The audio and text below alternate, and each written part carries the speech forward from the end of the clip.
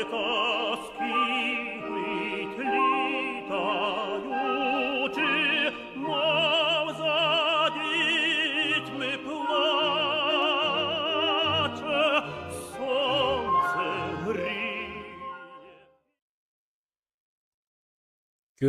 evening, everybody.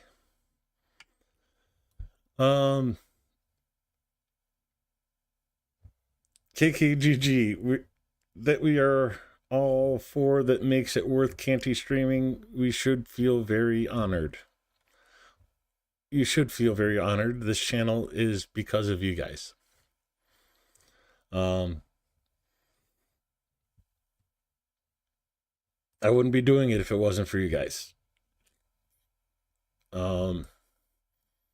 It is the reaction from you guys that kept me streaming when I, gave up on other projects that weren't getting traffic. So yeah, this stream is because of you guys. Never let anybody tell you different, because, well, that is not the truth. If you guys weren't here, I wouldn't be here. I'd be talking to dead air. So, yes, thank you guys. Folks, dang it. Speaking of thanking you guys, Easter Pisanki fundraiser. Renegade Chungus, birthday, he had his birthday vacation going on right now. Birthday was yesterday. We did an incredible showing of donations for his birthday, which is all he wanted for his birthday. And I'm glad we could deliver. And myself. We are sitting at 6,971 euros, which means a new donation came in yesterday.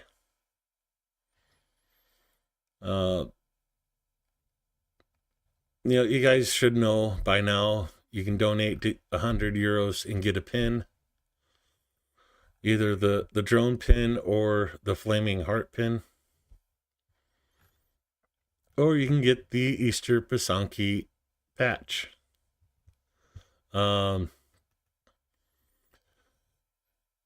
If you're a rich person and can afford the $2,500 donation, you can have your name even put, or whatever you want, put on the side of the truck.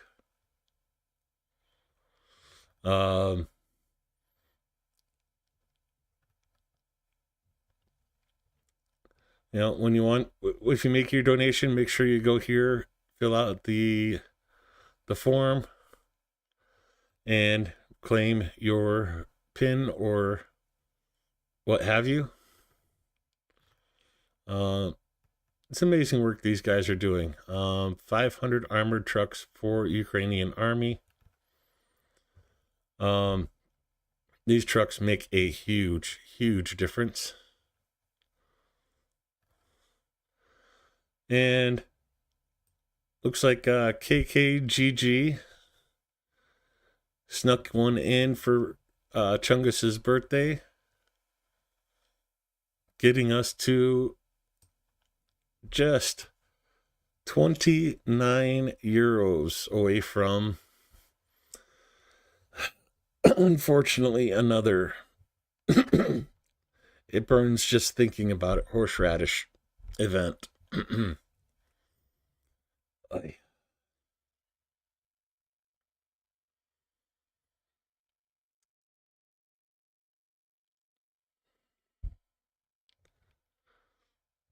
Though,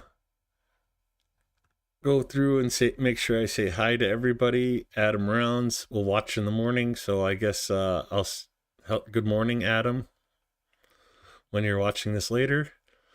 M35, Linda H, KKGG, Haji, Mexi Girl, Marshall Jones,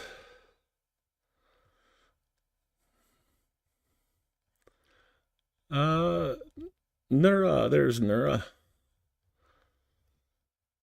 So that's all we got tonight. Oh, it looks like a few more people are filtering in. Hello, everybody. And again, this is so amazing. You guys coming through clutch. The last fundraiser I did with the Cars for Ukraine, we raised 4,500 euros. That's just amazing. Gotta keep ahead of Rick. I'm glad I didn't read that while I was drinking.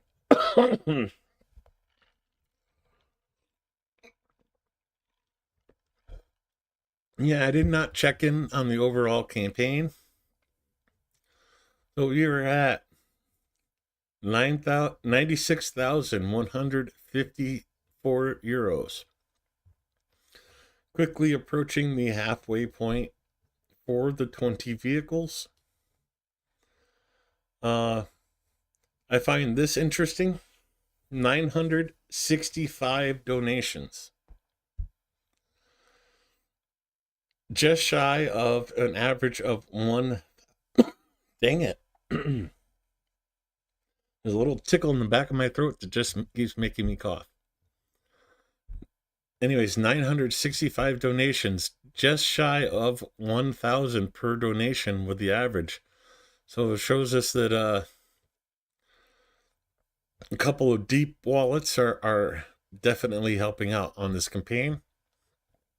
So we appreciate you too. Just go here, not here. Keep us ahead of Rick.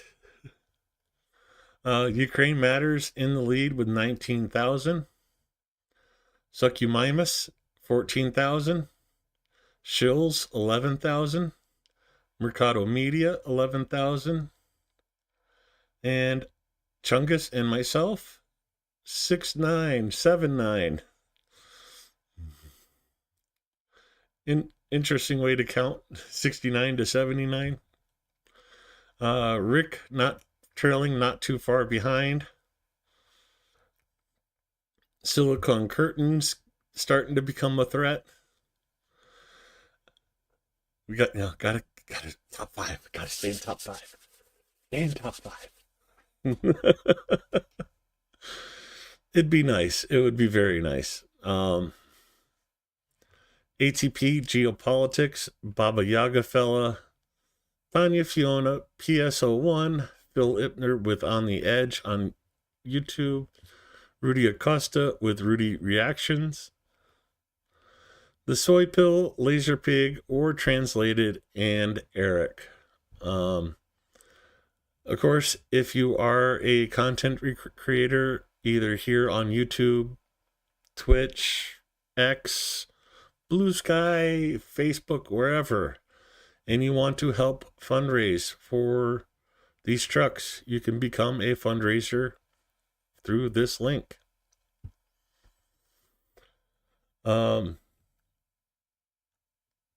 Yeah, 20 trucks is the goal, and we are 96,000 into that goal.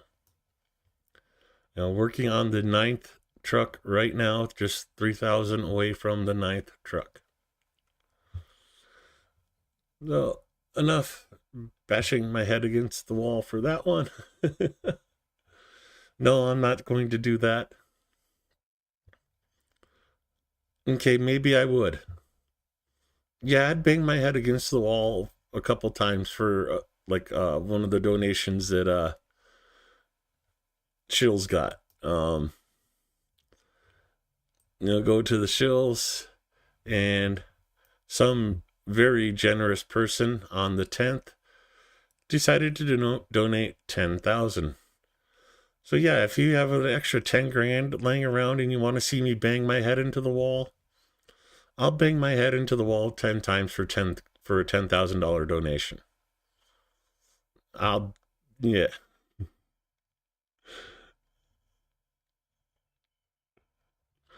Um, but yeah, that's an amazing donation by one of those anonymouses out there.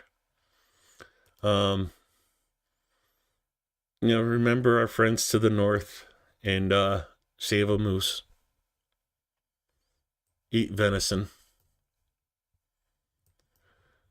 Oh, I did not want to go there. I wanted to go to the main campaign. Oh, and even looks like a new donation just came in for the total campaign.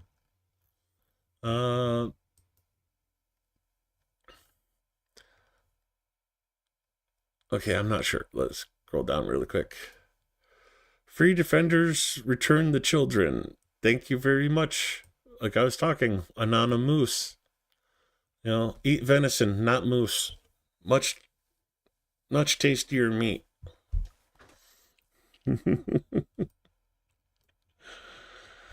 um, in the spirit of, well, I'll get into that later. Let's go to the map and the operational information as of 8 a.m.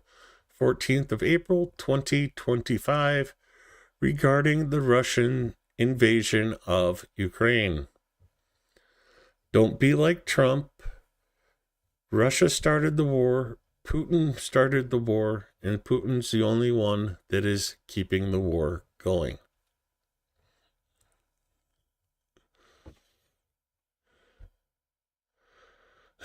Anonymous. Oh, that's funny. Yeah. I love that you guys like run with that joke. I thought it was silly, and it's like but I wanted to be silly.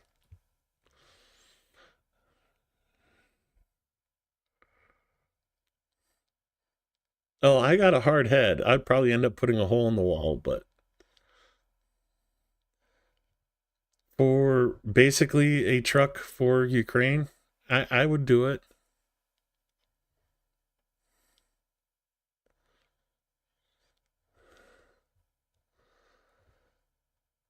Uh, can you speak a full sentence there, Simon? I'm not sure what you're trying to say.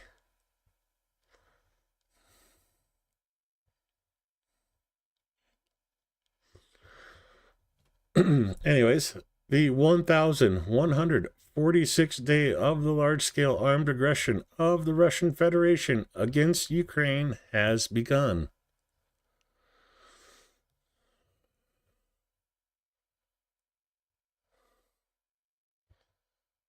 George Soros wants Russia wake up. Aw.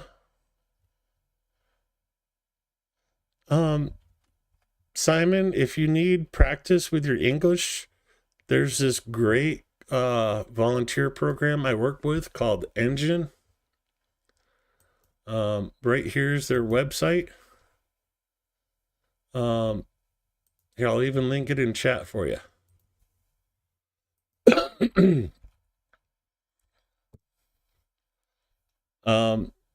No, it doesn't cost any money. You just sign up and get matched with a native English speaker. We can help you get your English improved there.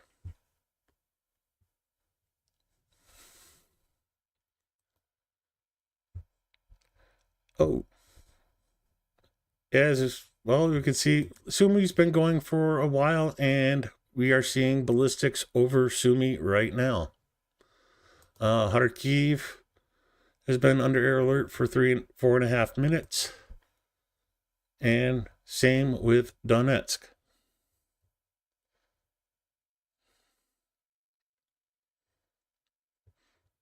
Thanks for coming by, Simon, and helping the algorithm spread my channel. I appreciate it. Be sure to hit the subscribe button below, too.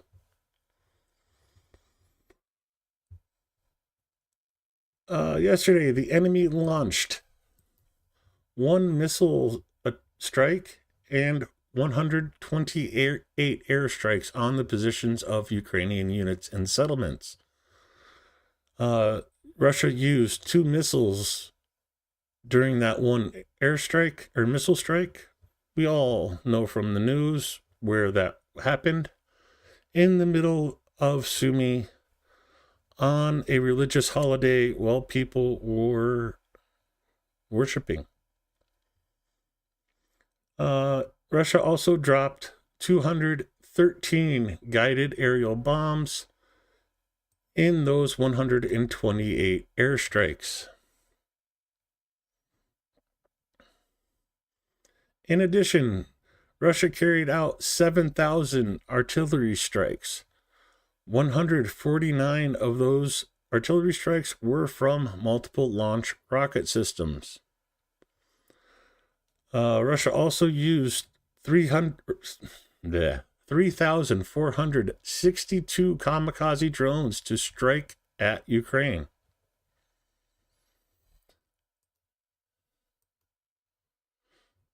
I should go to live chat just to, Simon, I hope you're still here. Don't run away.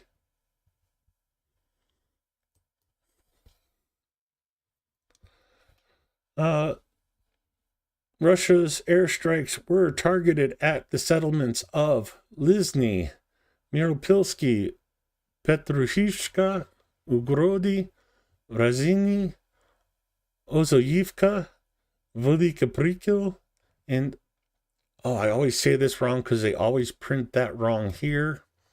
Let me zoom in and get the right spelling. Hulkiv. No, Hubling. That's not the right one. Oh, shoot. I lost where that settlement is. Oh, well. Glubin in Sumy, Novopoltavka, Novopil in Donetsk, Guliopol, Privilne, Chervone, Malanivka, Kamiansky, Stepnohorisk in Zaporizhia. I like playing with the troll's hair. Sorry, that down horns, down.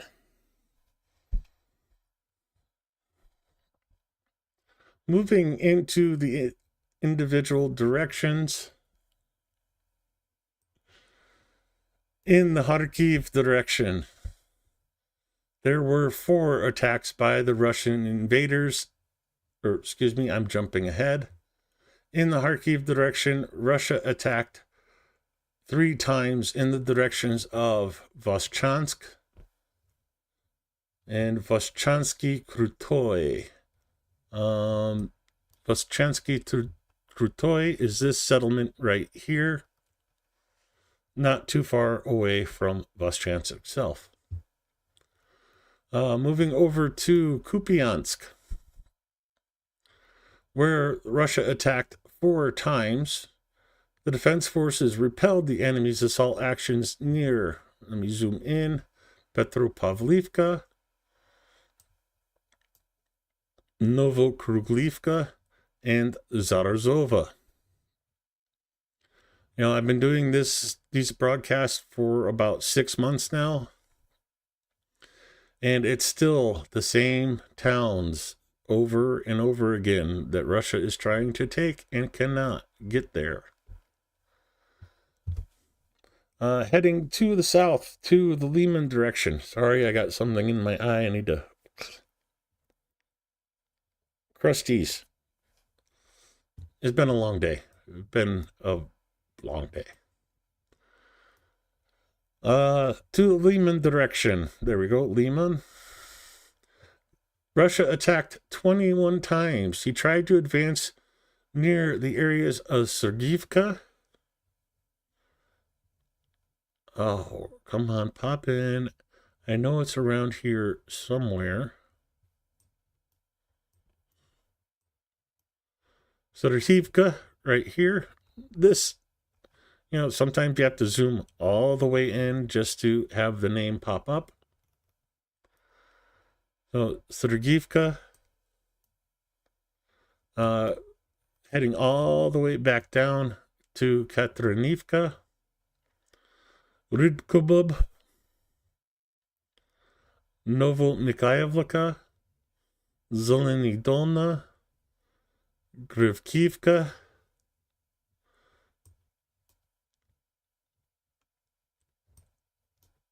Torske, Yampolivka. Oh, and I went down south too far. Nove.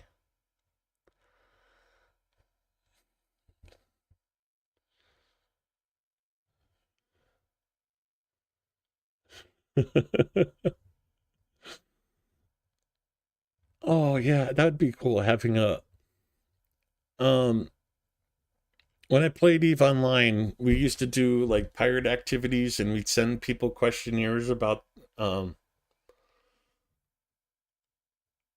improving their pirating experience.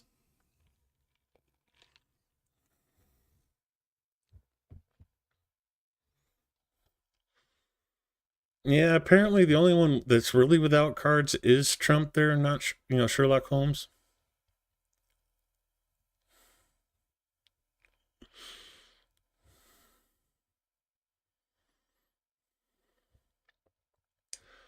Um Nura says I tie trolls together by their tails. I was told by a Swede that that's how troll mothers keep their little baby trolls together.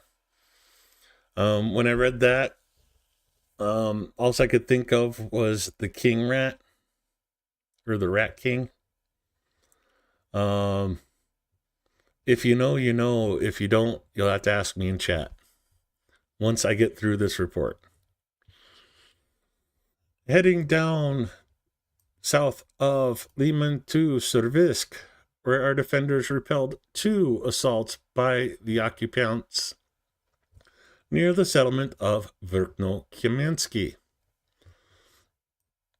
Heading over to Kramatorsk, 6 clashes were recorded in the areas of Chasiv Yar and Pretechny.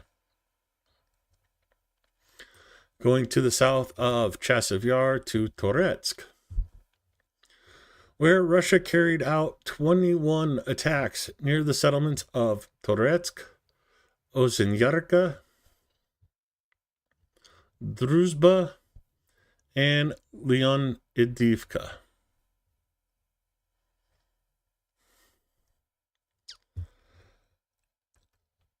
And going to the hot area.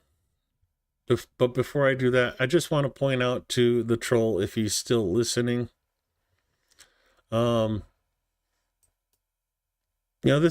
this is how bad Russia really is.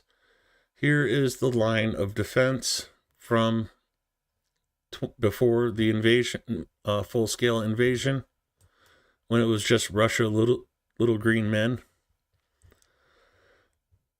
Here's Toretsk, 7 kilometers. The only reason Russia was able to advance in this far was because of a surprise attack.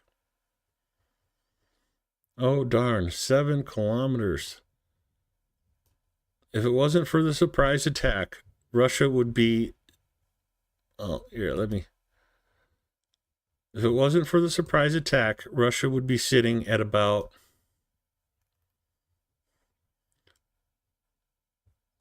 that level of advancement.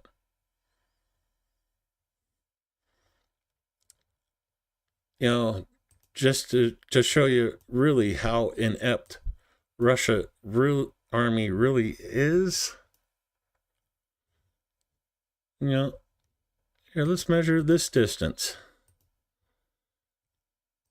They were 9 kilometers from occupying Kyiv. That's the city line right here, this road. 9 kilometers there.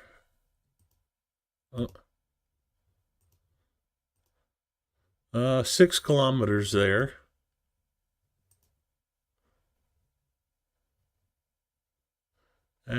Clear.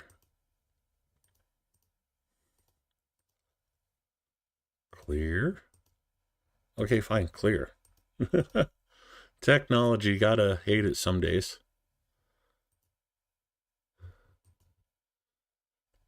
Oh, wait, let me go. There's the operational edge of Kyiv City. Oh, wait, let me do you one better. Right there is the operational edge of Kyiv. Let's see, go even right there.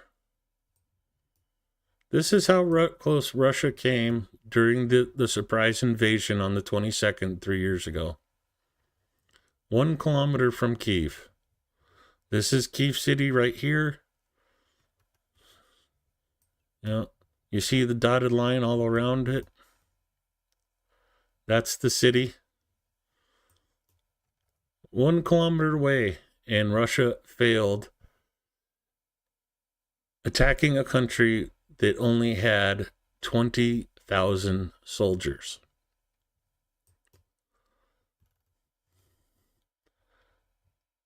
Why is Russia still able to fight? Because they've been throwing billions and billions of dollars at this war. You know, the old saying, money cannot buy you love. Well, it can buy pretty much everything else.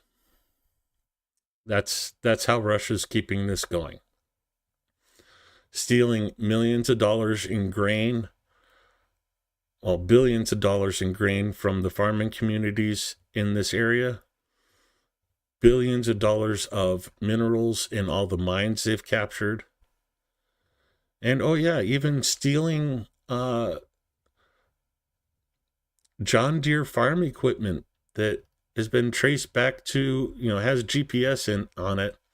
And let me see if I could find Kazan. So there was a John Deere dealership. They loaded up all the John Deere tractors in Donetsk, hauled them all the way up to Kazan, and they even sit there to this day because John Deere flicked the switch and shut off those tractors. There's one reason, and the only reason I to argue against right to repair.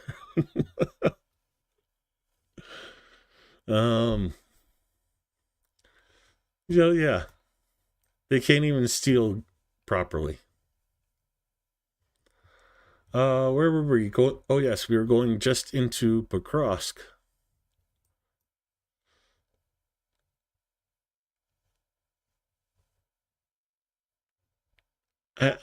I hate to say it, but I think our troll left. I feel lonely now. Vlad, you had a fan. You should have been here earlier. Let me try and get this. That's about as decent as I can get it. Pokrovsk. Our defenders stopped 54 assaults by the aggressor in the areas of the settlements of Sukobalka, Tarasivka, Vodany Druj is a small settlement right here next to Tarasivka, Elizavetivka. Oh, now we start the jump around Sioux, Koltine, Novosorhivka, Bogdanivka. Let me zoom in here. Bogdanivka is this settlement right here.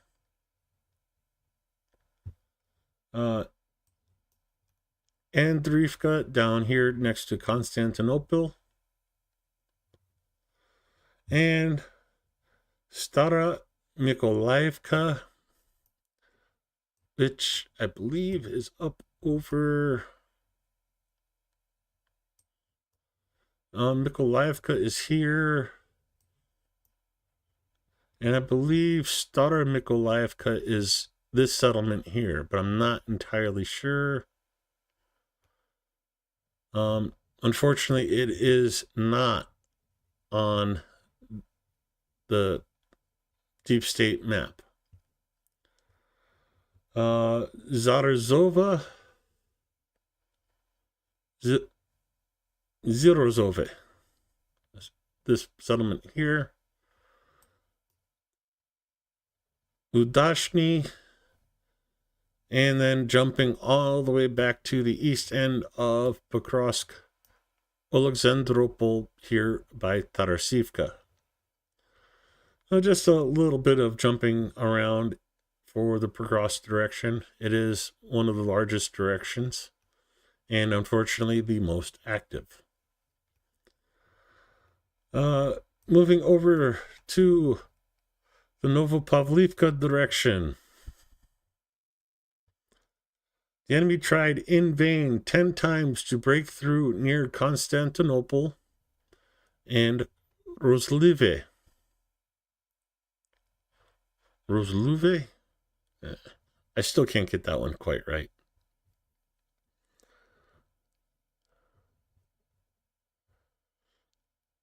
Yeah, it's basically true here.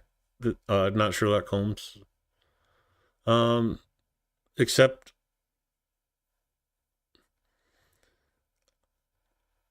well, I was trying to come up with a vodka reference to fit that, but it just doesn't seem to fit. There's a special report in the videos with Rozlive. So I want you to keep this small settlement in mind as we move through the videos later today. Heading over from Novopavlivka, we get to Guliopol.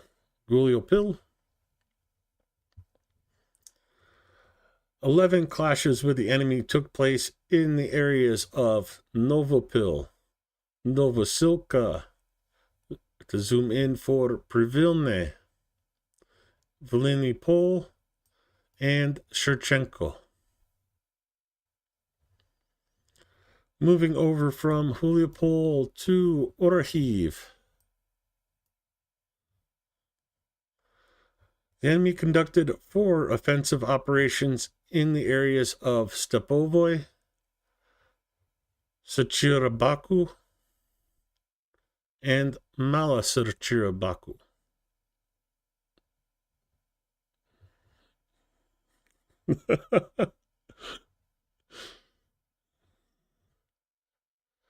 Let's see. At sign.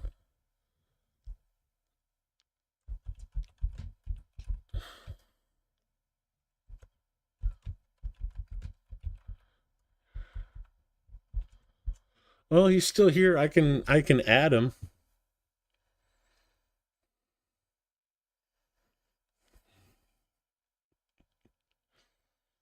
So he's still hanging around, watching out.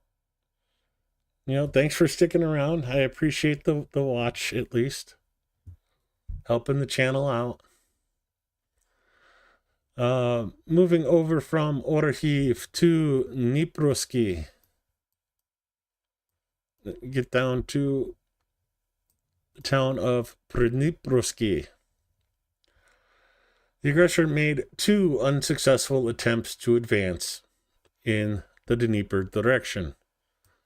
They don't give us the town names to coordinate where those assaults took place, generally because they don't make it out of the boats.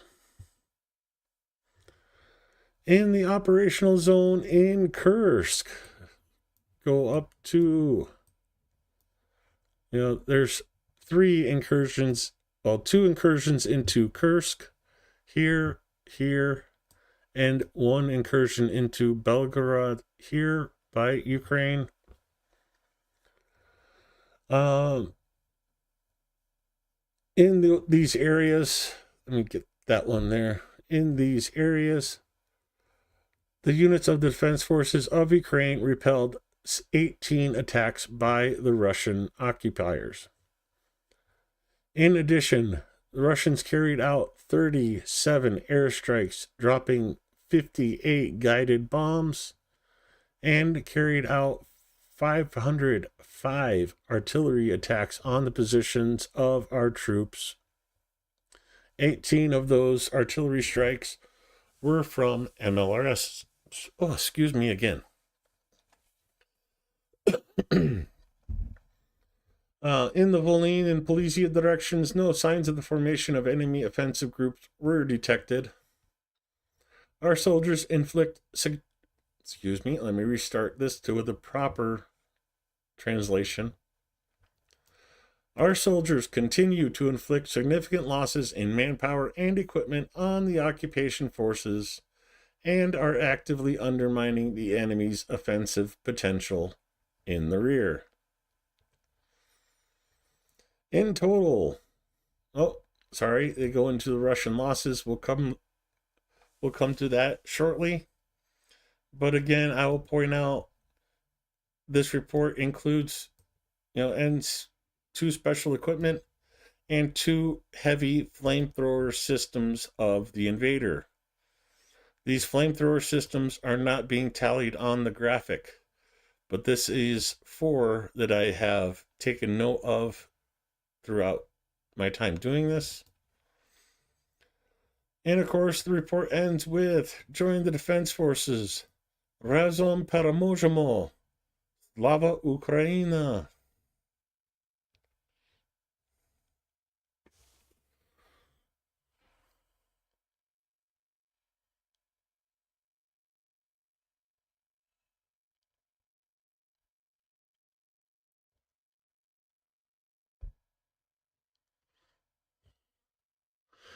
I kind of wish we had gifted memberships, so like we could gift Simon a membership. I'm a little bit away from that so far. Not too far. Let me go to Discord and grab the graphic for the Russian losses today.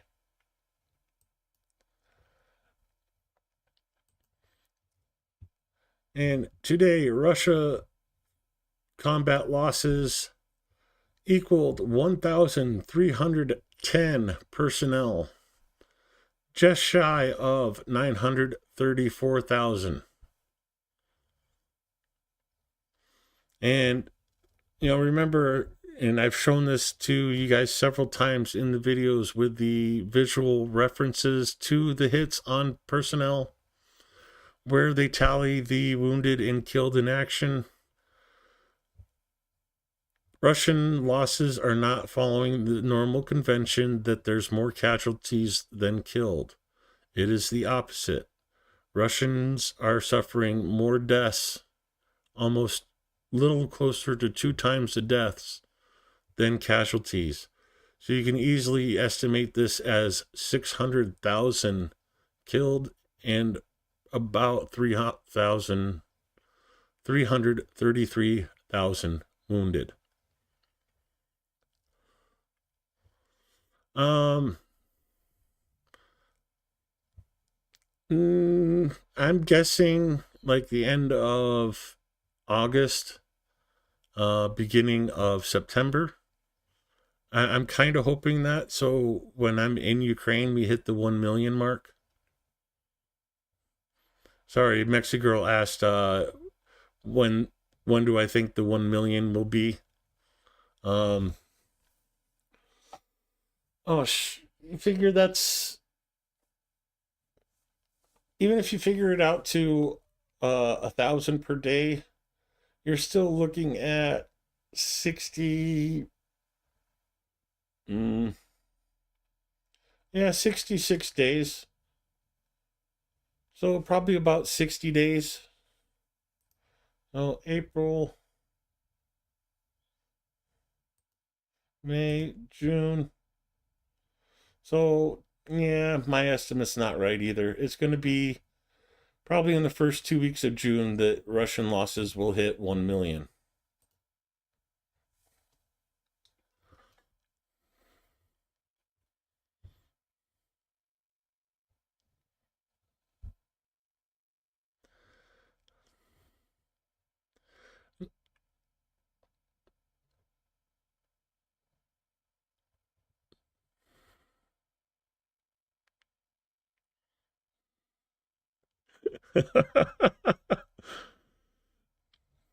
Vlad, don't be that mean to the troll.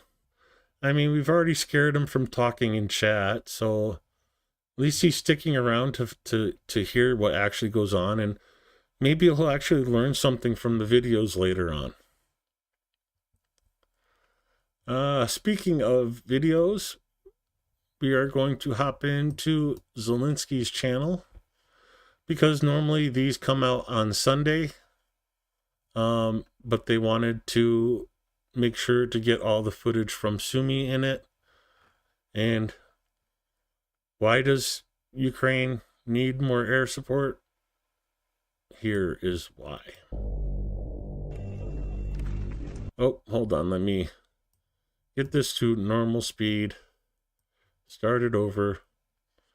Russia continues to attack Ukraine every day. We must stop Putin together. We need a just and lasting peace. Peace with real security guarantees.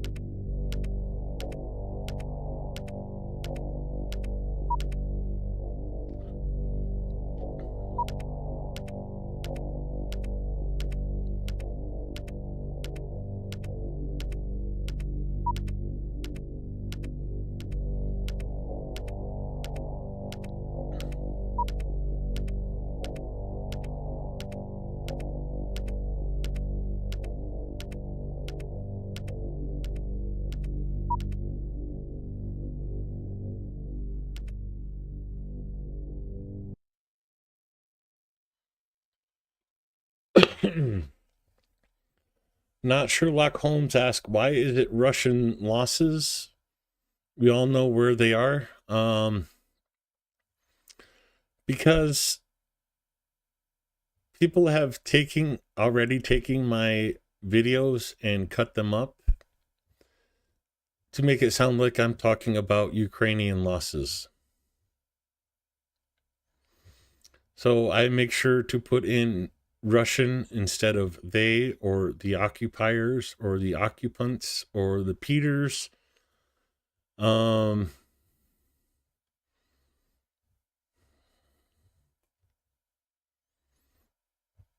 that's why I say Russian losses, and make sure to point it out. Because yeah, someone's already taken my videos and tried to make it sound like I was talking about Ukrainian losses. So I just try to interject and make it impossible for them to do that.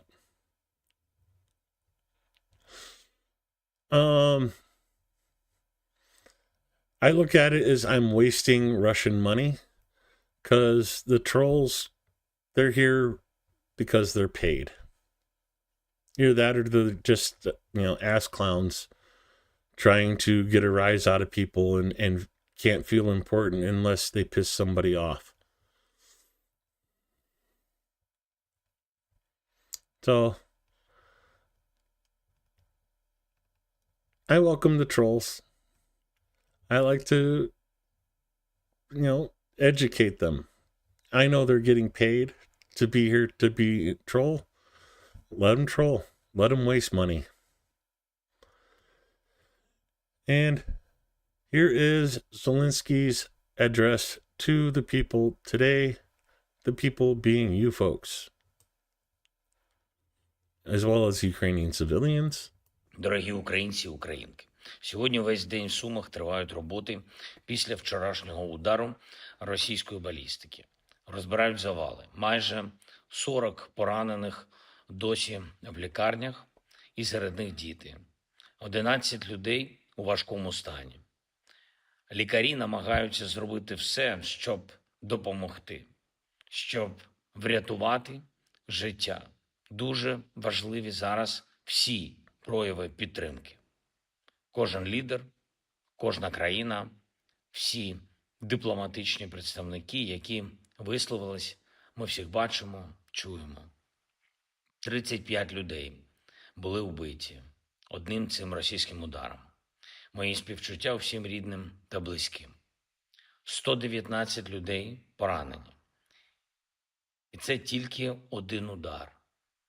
Вже 34 дні тому Україна відповіла позитивно на американську пропозицію повного і безумовного припинення вогню. Усіх таких ударів, як по Сумах, як по Кривому Рогу, як по Дніпру, як по Куп'янську і Береславу, як по всьому фронту. І вже 34 дні зберігається відверта російська відмова від припинення вогню. Зараз так само, як протягом років, Путін зосереджений на продовженні війни, зосереджений на ось таких ударах, на вбивствах. Російські державні пропагандисти готують свою аудиторію до того, що перемовини і дипломатія не дадуть результату. І причина цьому тільки одна. Вони там в Москві зараз не бояться. І якщо не буде достатньо сильного тиску на Росію, вони надалі робитимуть те, до чого вони звикли. Надалі воюватимуть.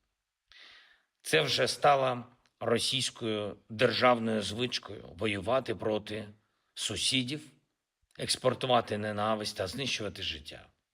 Ми всі хочемо, щоб це припинилось. Мир потрібен і має бути тривалим.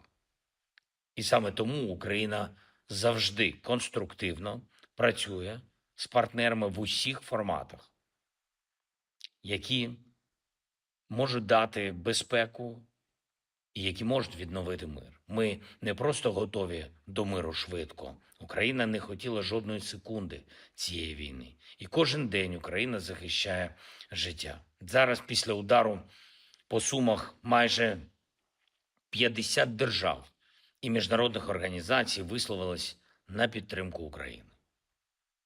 Лідери країн, глави урядів, очільники дипломатичних відомств. Я хочу подякувати кожному і кожній. Світ знає правду, що відбулось і хто винен. І коли війна завершиться, світ абсолютно чітко знатиме, що це сталося, бо Росію, як агресора, примусили до миру. Агресора, який прийшов на українську землю в 2014 році, 11 років тому. І для усіх важливо, щоб це не зайняло ще роки. Сьогодні я провів ставку. Ми продовжуємо розвиток нашої армії, формування корпусної системи. Були відповідні доповіді. Також готуємо з партнерами основу для безпекового контингенту за участі партнерів, який буде підтримувати мир після цієї війни. Цього тижня заплановані зустрічі щодо контингенту. І також сьогодні спланували нашу зовнішньополітичну роботу на найближчі тижні. Ми працюємо заради ППО для України, заради стійкості нашої держави та сил оборони, та заради того, щоб дипломатія нарешті почала давати плоди. Слава Україні! Героям слава.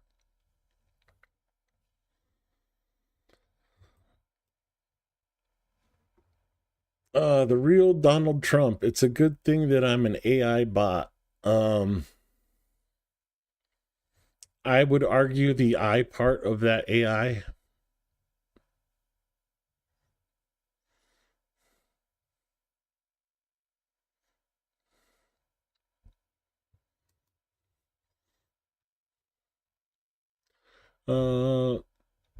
Warm night in Kursk. Russian air defense makes drones fall down on buildings.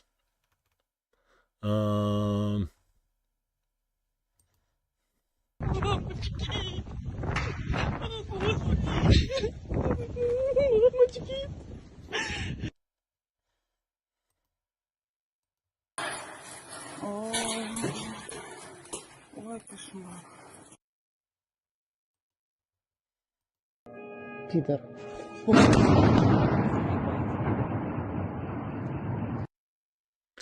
Okay, I know I said this a lot yesterday, Peter.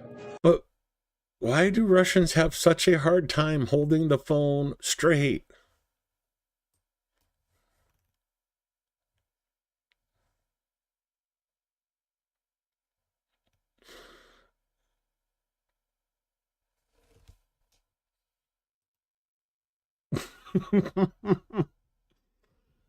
If nothing else, Dennis is good for a laugh once in a while.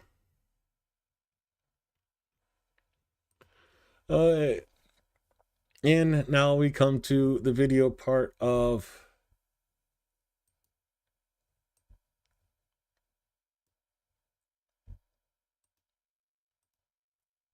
the stream. Sorry. I know it's just annoying to me because it messes with my eyeballs.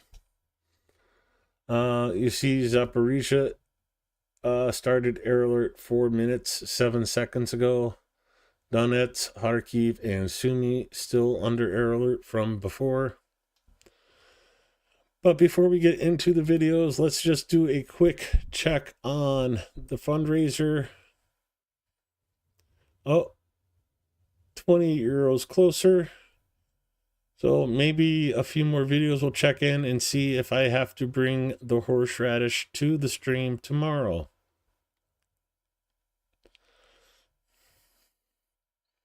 To be honest with you, Haji, I'm not even sure that it's the Ukrainian drones that are hitting the buildings.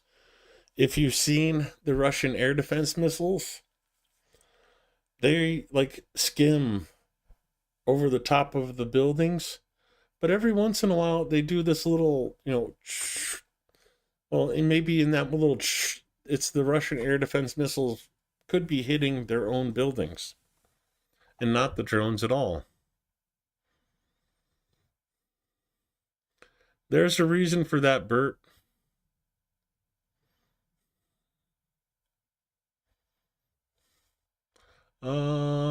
Videos. So let me scroll back to the top and give you guys a bit of the preview of what's to come in the videos today as we get to the beginning.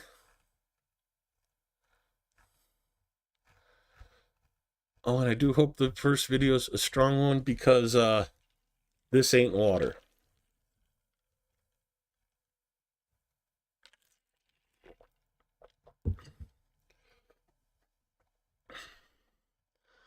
So here are the drones from last night. 62 UAVs launched by Russia, 40 shot down, 11 lost due to electronic warfare. Unfortunately, 11 reached their targets. As a result of the drone attack by Russia, Odessa, Donetsk, Dnipro, and Kharkiv Oblast suffered damage. 1 minute video. Okay, that gives me plenty of time. If I do this in advance, I am gonna kill the cam.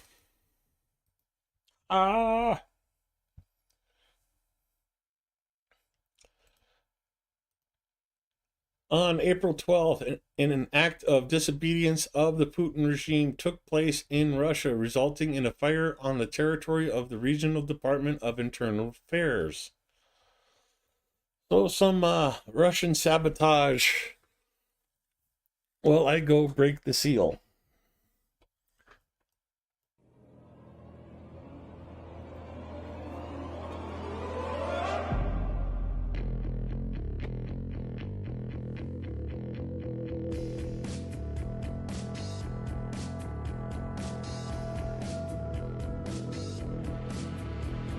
Нас 25 тысяч, мы идем разбираться.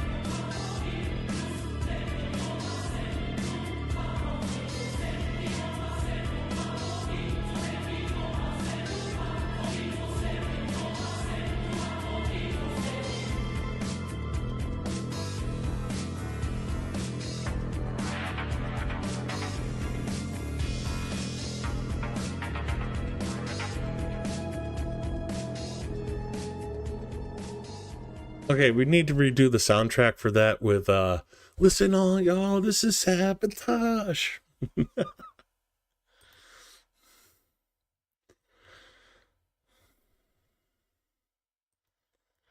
um oh, this almost doesn't need an explanation, but Trump's personal spiritual advisor Mark Burns. And that's all I'm going to say, and then play the video for you. I was wrong.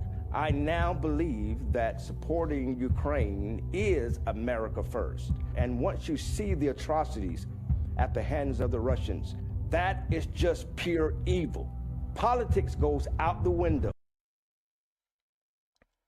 So, let's see, is Simon still in chat?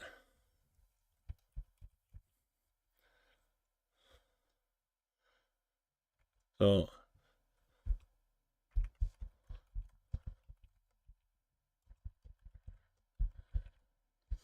just make sure Simon pays attention.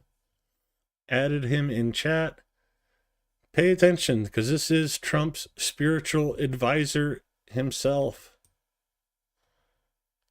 I was wrong. I now believe that supporting Ukraine is America first. And once you see the atrocities at the hands of the Russians, that is just pure evil.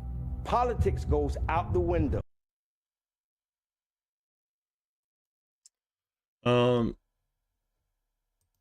Give you further. He was in favor of ending U.S. support for Ukraine until he got here and saw all this horror with his own eyes.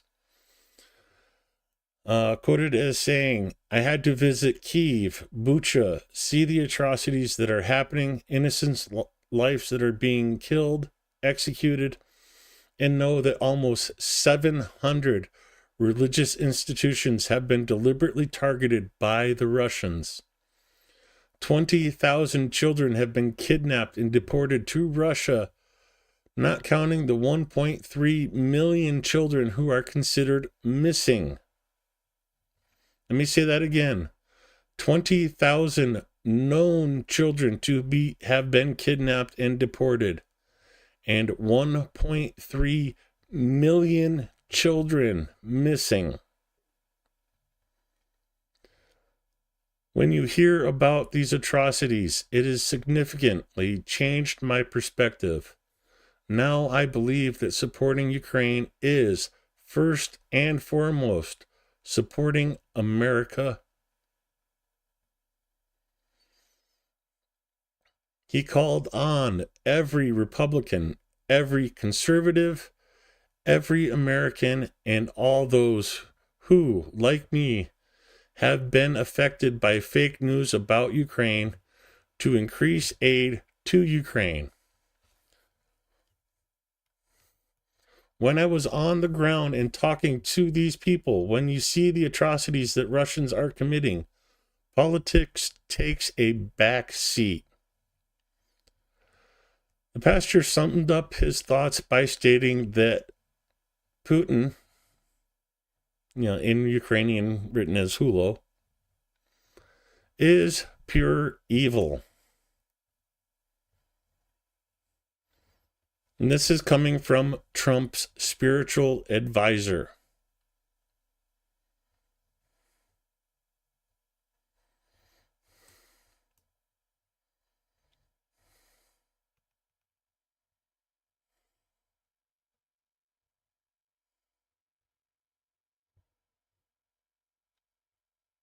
Now, 700 churches and religious sites have been attacked.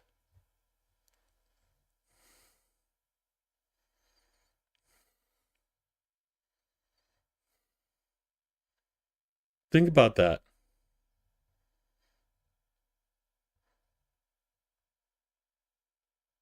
$700 churches. And that's just attacked by Russian missiles, bombs, artillery, whatever. There's probably 500 other cases where the Russian Orthodox Church was in charge of a church, were told to leave, and they essentially destroyed the church before they left. I showed you a video last week of Russian Orthodox Church were asked to leave the community. They took everything inside the church that wasn't attached, and a lot of stuff that was attached, to even removing the wood flooring and leaving just the cement foundation.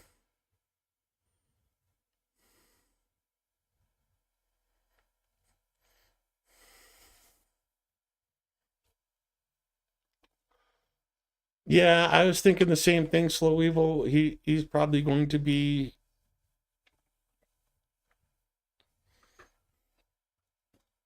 not Trump's spiritual advisor anymore. Yeah, Ruski Mir. Yeah, Toretsk.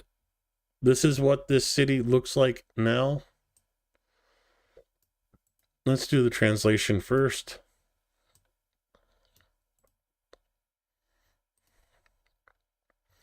Toretsk. The Russian world has effectively wiped out another once thriving city in Donetsk, but it has not erased its spirit and the spirit of its defenders. The battle continues.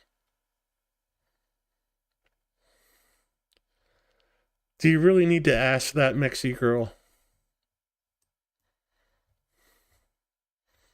Yeah, here's what Toretsk looks like today. Запеклі бої точаться і довкола Турецька. На фронті у Туреччині тривають активні бої. Становище змінюється щогодини. Росіяни майже зрівняли місто з землею і не припиняють спробу просунутися далі. Ворога зупиняли 10 разів. Зараз від оборони міста залежить майбутня доля агломерації Костянтинівка, Дружківка, Краматорськ. Окупанти наступають на Турецьк. Такої інтенсивності боїв та штурмів на цьому напрямку не бачили з 22-го року. Тільки за минулу добу окупанти здійснили 87 спроб прорвати нашу основу. Містечко стоїть на шляху ворога. Воїнам вдається стримувати натиск, і не остання роль там відіграє українська артилерія. Якщо ж казати про сам фронт, то там росіяни зберігають активність майже по всій лінії зіткнення. Кажуть, військові у місті оголосили евакуацію, де дітей принесуть. Там тепло, переходячи від легкоброньованої техніки до мотоциклів.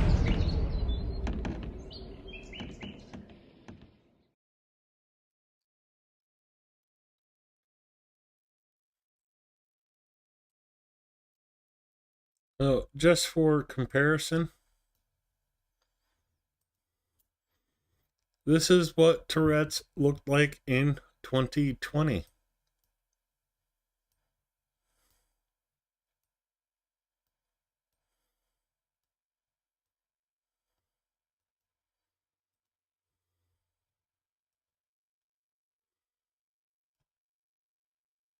Yeah. Schoolhouse here. This is classroom.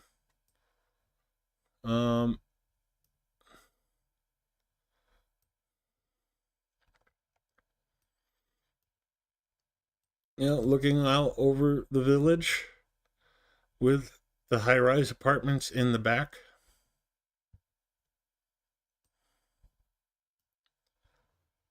And I'm playing this again because so there's where that picture was from. You can see the pilings from the mining operation here. Bring the Google Maps back. There's that mound right there. All the houses. Now this area right here is this area right here.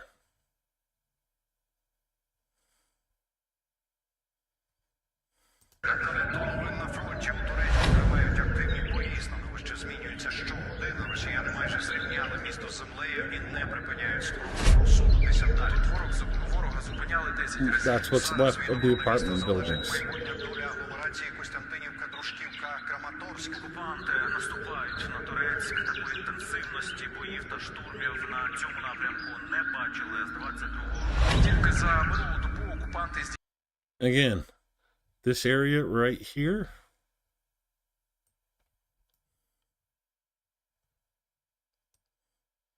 that's this area right here. You know, buildings, the lower buildings, and then the higher building. Let me back this up just a second. So you see the space with the green areas right there. That's this space between the buildings right here. This, you're looking at these buildings right here.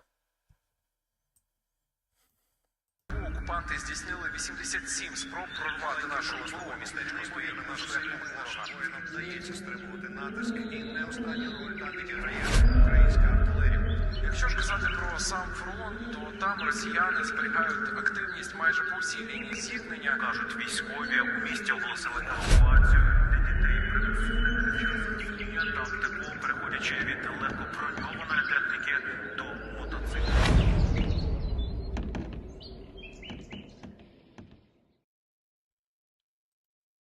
That is the Russian mirror. Russian peace, Russian world. That is what they're doing. And if you want to help prevent that, please, if you can, donate to the Cars for Ukraine fundraiser.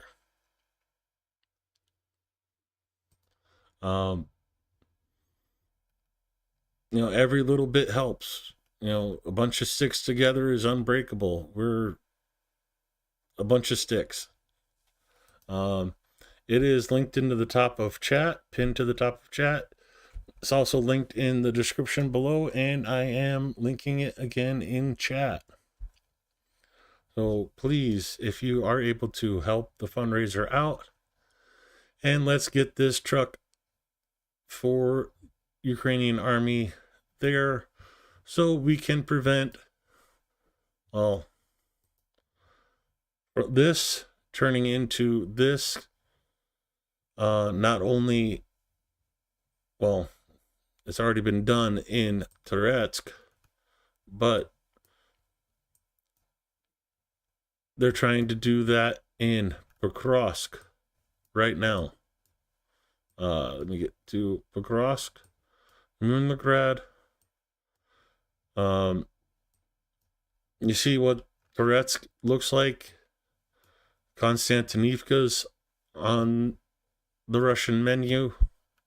Kramatorsk, Slovansk. Russia's going to do this to them all if we don't help.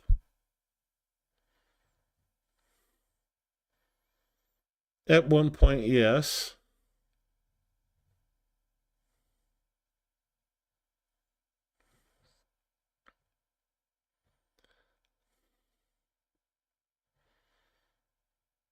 And fun fact, Marshall Jones, you cannot just grind down a can of aluminum, you know, like a soda can or something. You need to melt it off and get the coating off of it, and then you can grind the aluminum down for aluminum powder.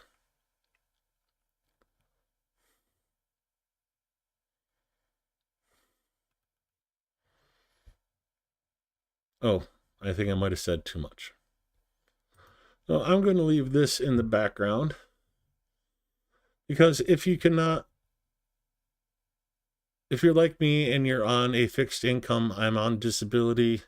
I know many people are on Social Security income, and budgets are always tight.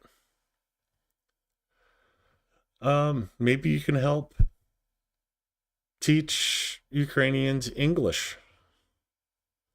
Maybe not even teach, just help them practice so they can improve. I actually picked up a new student today. one's graduated and one's a new student who just got a new job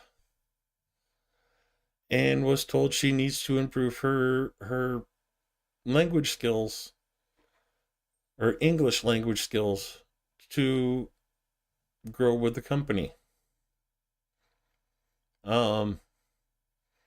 So that's the type of person you get to help with Engine. Again, great little way to help out Ukraine, because maybe you can't help financially, but you could help with an hour of your time a week. Sit there and have a conversation and help someone improve their English skills. Get them a promotion at their job so they can get a better pay and be able to help the Army themselves more.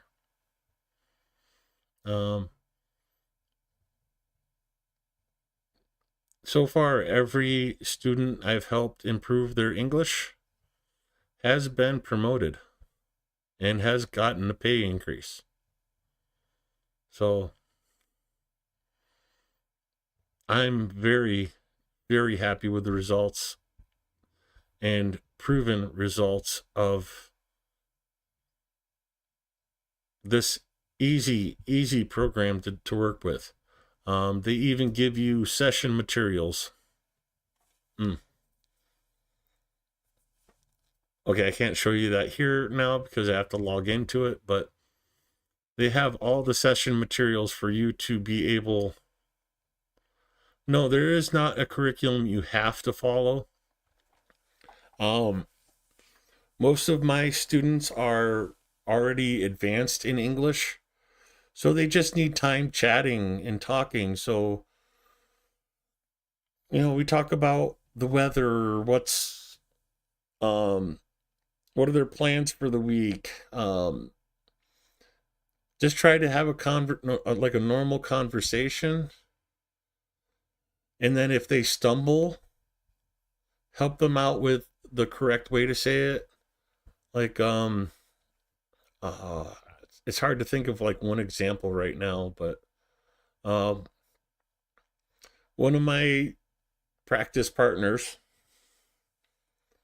when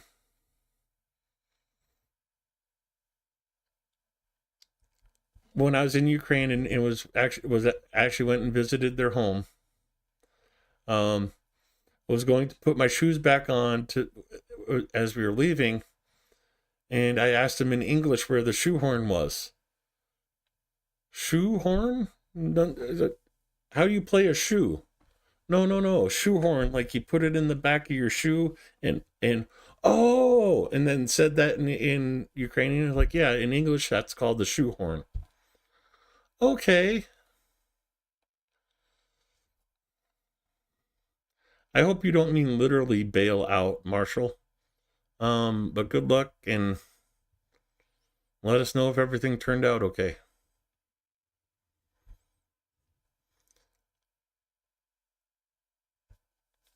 Yeah, and like some of them are going to need like business terminology changes, and it's just a practice session.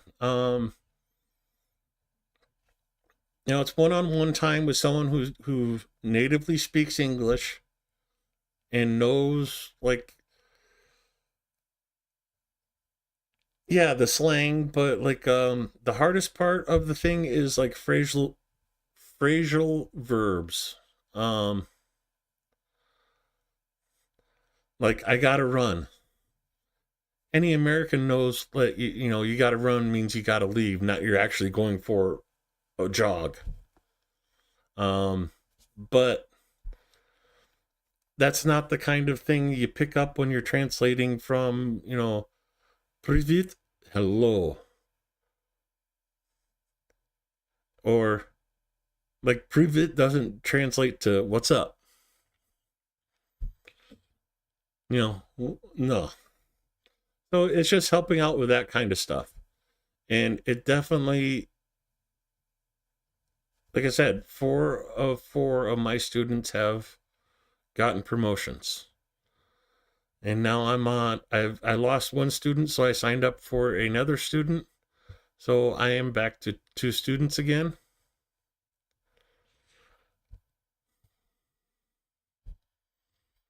So yeah, 2 hours of my week. Oh darn. I get to sit there and chit chat and have made amazing friends in Ukraine. And if you are interested in working with Engine or any other programs, definitely check them out. But Engine is linked in the chat.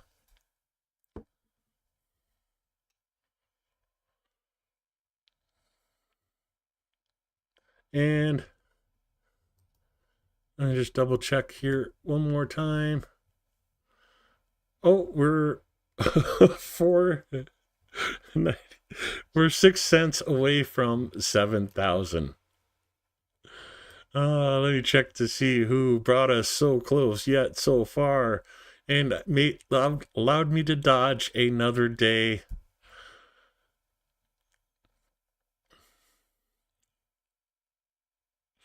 Darren A. Roger with the 10 euros.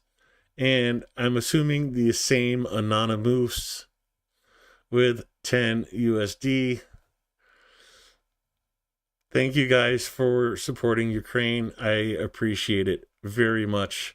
And these soldiers appreciate it even more.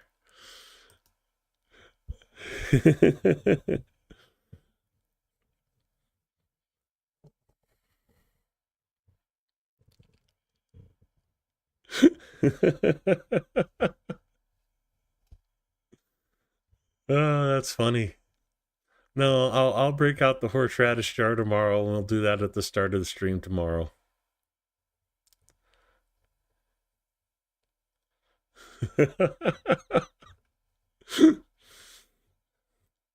Yeah, that's a rounding error, and that will probably be corrected when the fees get assessed for transferring the money over, because they just do an estimate of what the fees are when you make the donation, and when the fees are known to be what they will be, this gets adjusted as well. So that's, you can have this number change, but I am going to copy this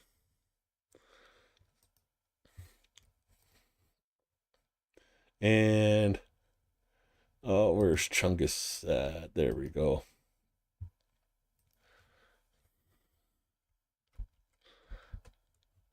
So I'm sending the amount to Chungus, and I'm going to say, so close,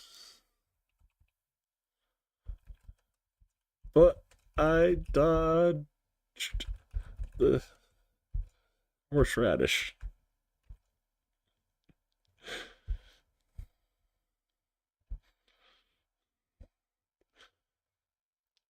Maybe he'll come on and check.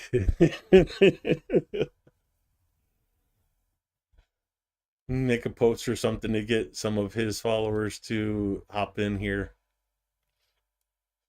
But yeah, that's amazing, you guys. I can't get over it.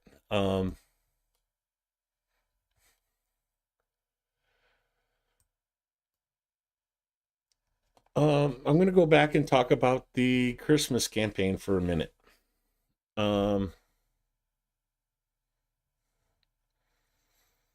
When I did the Christmas campaign, I felt like I didn't do a good job. I failed at it. Until me and Chungus teamed up for this fundraiser, and Chungus gave me a different way of looking at it.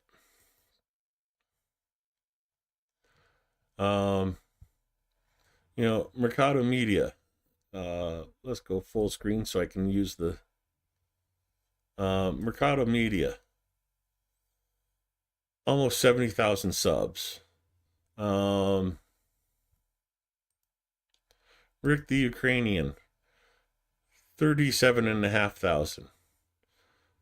Ukraine Matters, 186,000 subscribers. Chungus, 881. Not 1,000, 881. Not even 1,000 subs. Me, 417 subscribers.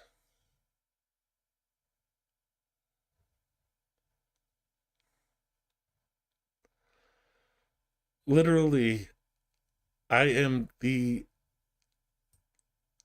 lowest number of subscribers out of this entire fundraiser campaign. Chungus is second, and together, combined, even though there's, a lot of crossover between me and him, combined, we are fourth lowest. The fact that we're sitting there getting the same interaction and support from communities that have 37, 70, 160,000 subscribers.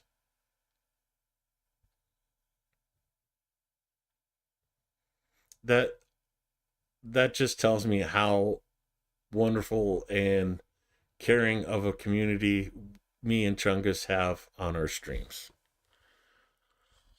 Rant over. And yes, thank you for getting us there.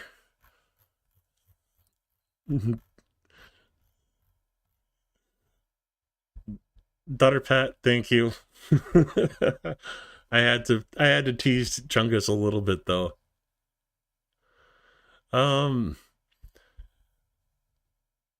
Horseradish doesn't hurt my stomach, it hurts my mouth. It's freaking hot.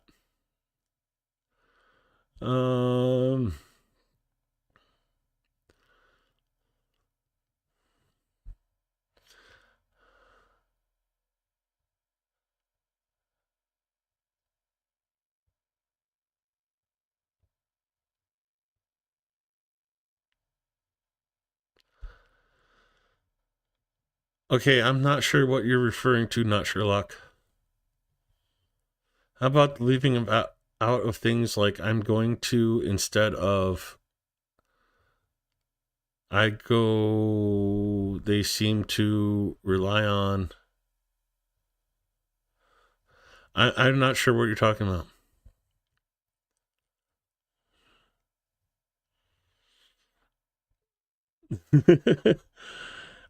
I get you, KKGG. It's just,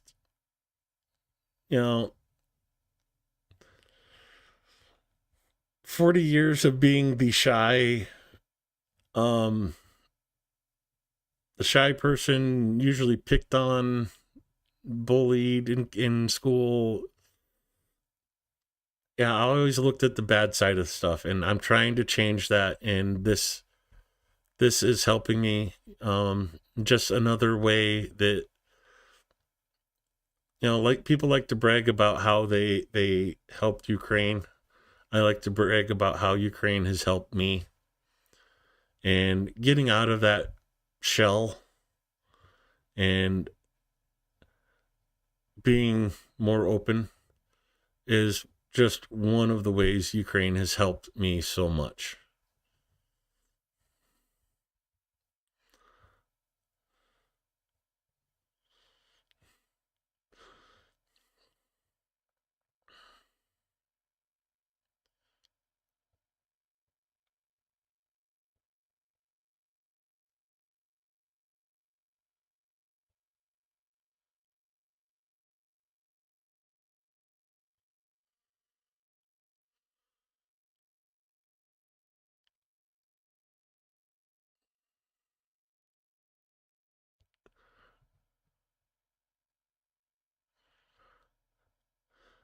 Okay, I must be doing that subconsciously, Schnock Sherlock, because I don't recollect in my head saying it that way, but I get your meaning, but I don't remember. So it's not something I'm consciously aware of. I'll have to go back through and watch that to make sure.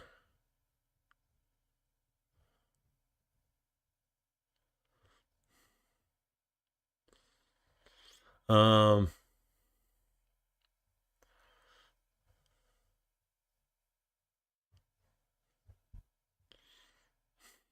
no. How's the other one go? Rome Eam Domus.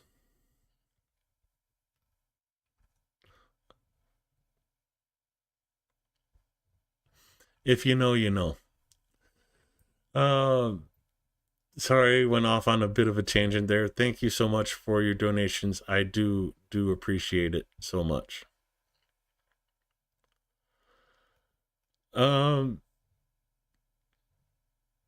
Darpat says, I believe Ukraine can help the whole world in so many ways. I'm going to change that a little bit and say I believe Ukraine has helped the world in so many ways we don't even know about, because in my opinion, and several opinions out there, I want to pull up something from the past again. Oh God, what's his name? Peter Zihan, Russian security images. This guy here, Peter Zihan, he wrote a geopolitical book back in like 2014 after Maidan, and copyrighted this image in 2016 about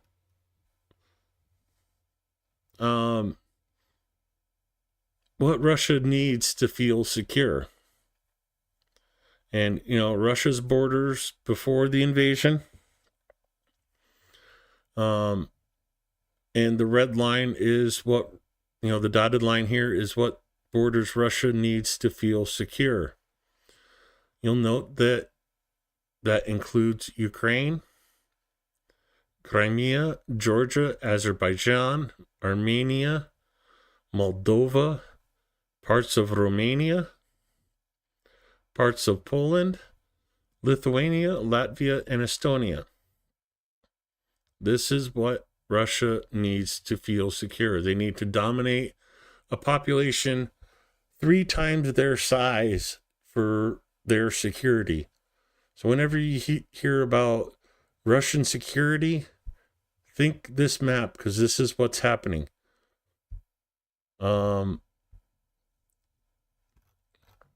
Let's see if the other image is on here. No, let's go this map.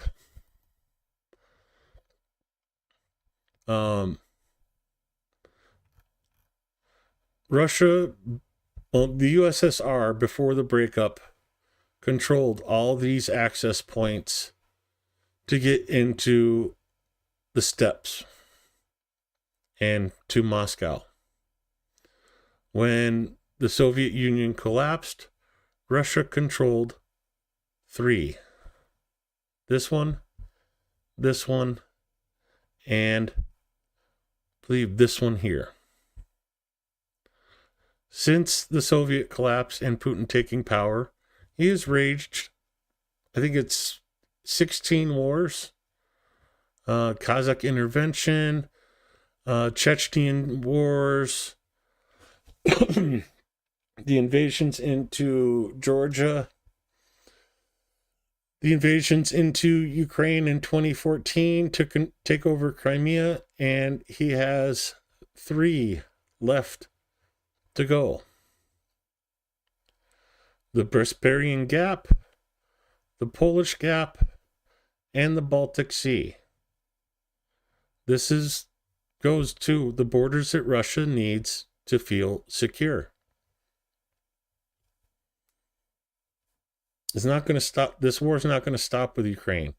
Moldova, Georgia, Armenia, Azerbaijan, Poland, Lithuania, Latvia, and Estonia are all on the chopping block.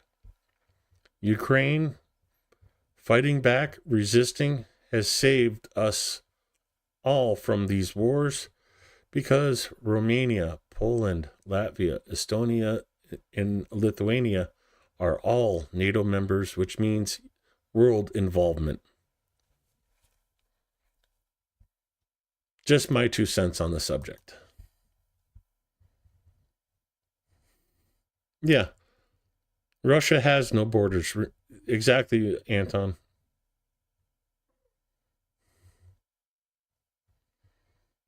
That's very true as well, Durpat. Russia will never feel secure until they change their mindset. Security is in one's heart, mind, and spirit.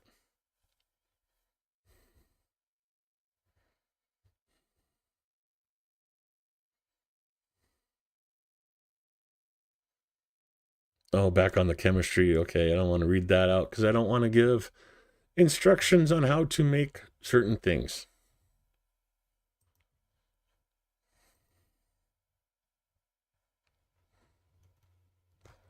Let's see where.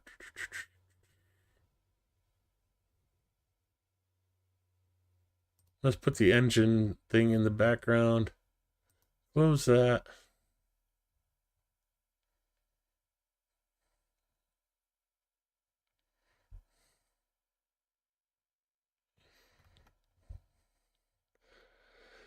Mexi Girl, I straight up believe that he wants world domination. One extremely different interpretation of the term Russia Mir to mean that the world is entirely Russian. Yeah, I could see that too. You could easily argue that point without argument from me. I left a note on this video. What's the difference between Russia and Ukraine? Well, we've all seen how Russia treats their soldiers that get wounded. This is how Ukraine treats their soldiers that get wounded. Дякую.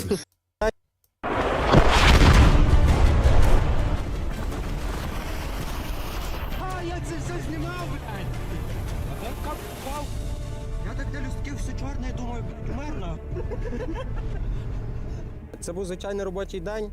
І коли наш сапер, він, до речі, також з нами був під час того, як ми рятували пораненого, просто він зараз на даний момент знаходиться на позиції, він виносив дрон, і коли він повернувся назад в укриття, то він нам сказав, що там, хлопці, я почув, як хтось кричить, гукає на допомогу. Звідки йшов?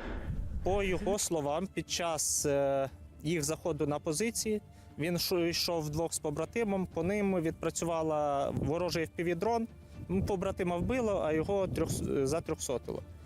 Він знав тільки, що йому потрібно йти на 6-ту годину.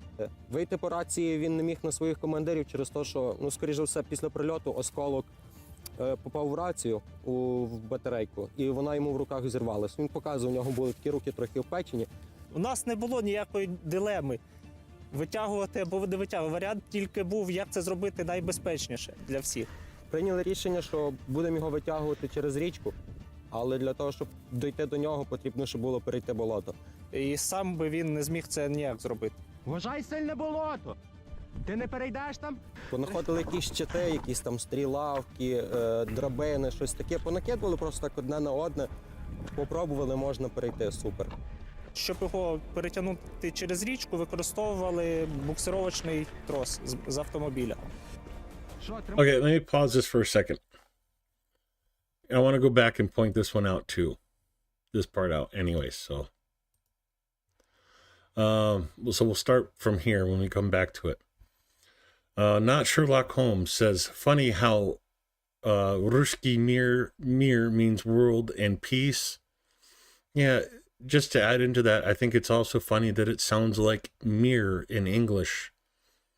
So they're trying to make the whole world look like themselves.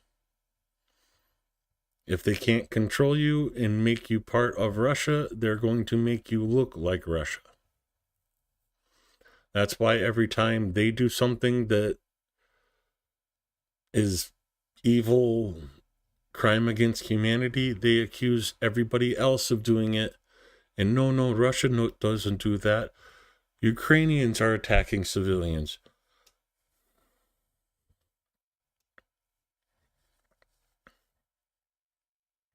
You could request it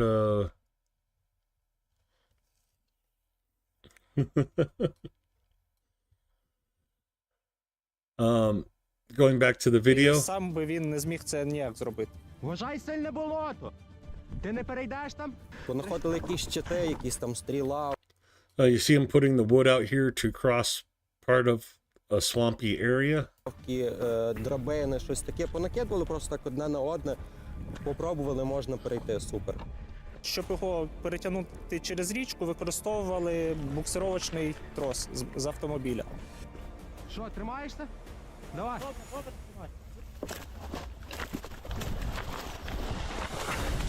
So, throw a line to the wounded man, drag him across the river. Давай, давай, давай. Оба. Тільки його витягнули з води, був прильот, ймовірно, кап.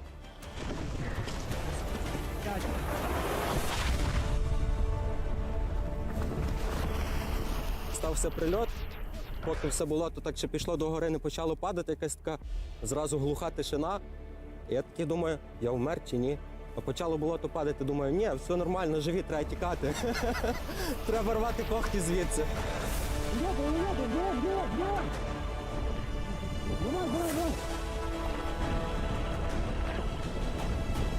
So here they are running across the mud. And remember those ladders and wood they were throwing in the to cross? Біг спереді мене, я біг ззаді нього, щоб в разі чогось, якщо б він там впав, допомогти йому чи встати, чи ще щось. І нічого, так через болото вже з того страху на такому адреналіні перебігли так.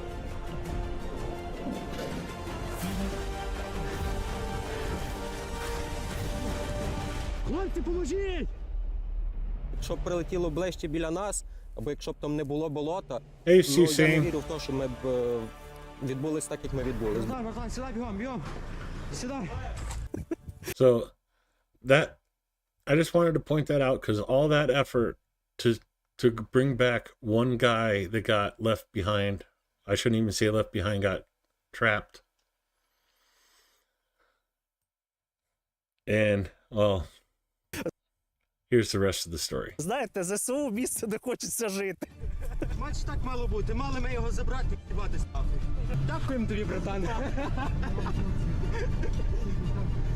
Я тільки вибіг крикнути, що капи на зарічну. А ти, блядь, не включився. Хто тобі сказав?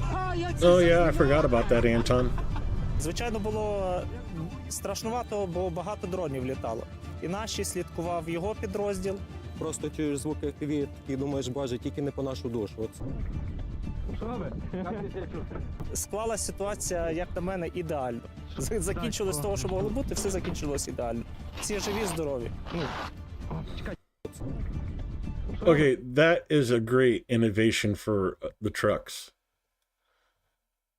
Whoever thought of that, they need to spread that information around. Склалась ситуація, як на мене, ідеально. Закінчилось з того, що могло бути, все закінчилось ідеально. Всі живі, здорові. Чекай, я тільки можу. Сигаретку ти дати?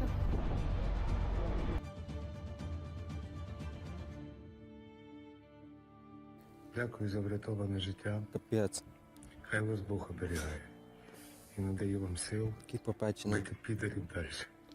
А я трошки підремонтуюсь і Підремонтуюся. на допомогу. Я думаю, недовго. А вам низький уклін від моїх батьків, дітей, жінки. Хай вас береже Бог. І надає Дякую. вам сил. А що Я вас обнімаю, як братів. дякую, що не могли ми його лишити. Ну, от як людина просить про допомогу, кричить, а як його можна там залишити? Ну це не по-людськи, це просто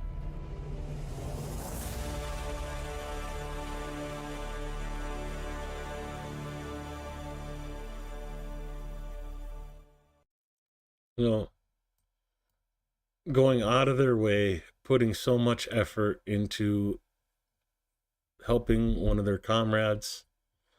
That's the difference between Russia and Ukraine.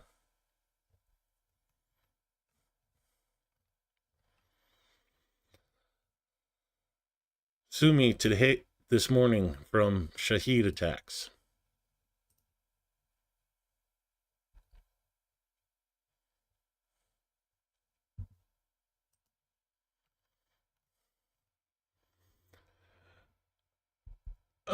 Anybody want to drive a Mercedes? I had to include this. I don't know why. Oh shoot.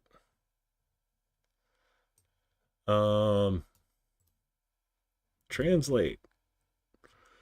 For three years, thanks to readers, UP journalists have been buying and donating cars used by the military to conduct operations on the front line, as well as by medical units to evacuate wounded defenders. Part of the money is directed to the restoration of already damaged cars. In total, since 2022, thanks to the readers of Ukrainian Truth, more than 300 cars have been purchased and repaired. Everyone who donates 500 hryvnia to the collection has the opportunity to win a 2021 Mercedes GLE. There's not much left until the collection closes. Join in supporting the Ukrainian army, and it goes into the collection details.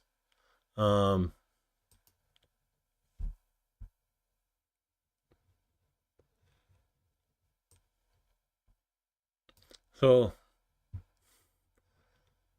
if you want a chance to win a Mercedes in Ukraine, 500 hryvnia, $12.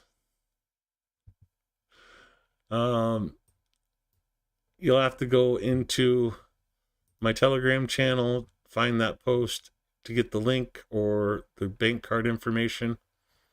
It's all in there.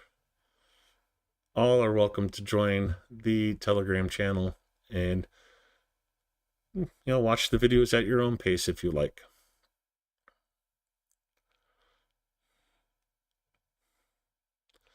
Yeah, ceasefire might.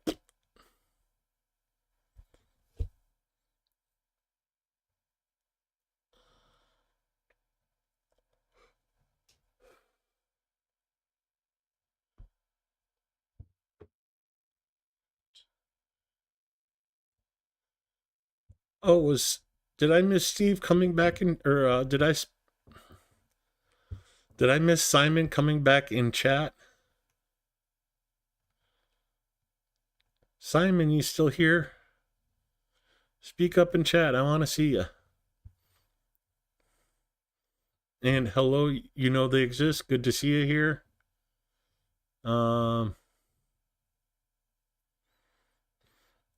Yeah, LJ hasn't came in to give out cookies yet, so I hope everybody's hit the like button so she doesn't have to ask and can just give out the cookies when she shows up.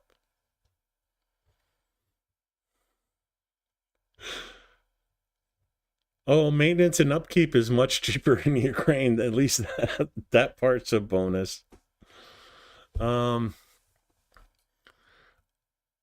Remember one of the stories yesterday from Sumi where the 13-year-old kid helped evacuate people out of the damaged bus? Well, here's that 13-year-old kid. Не було часу думати, я просто почав діяти. Зупиняємося біля Банковської і чую, як щось починає свистіти та падає. І далі я чую крики людей та як вилітає стікло.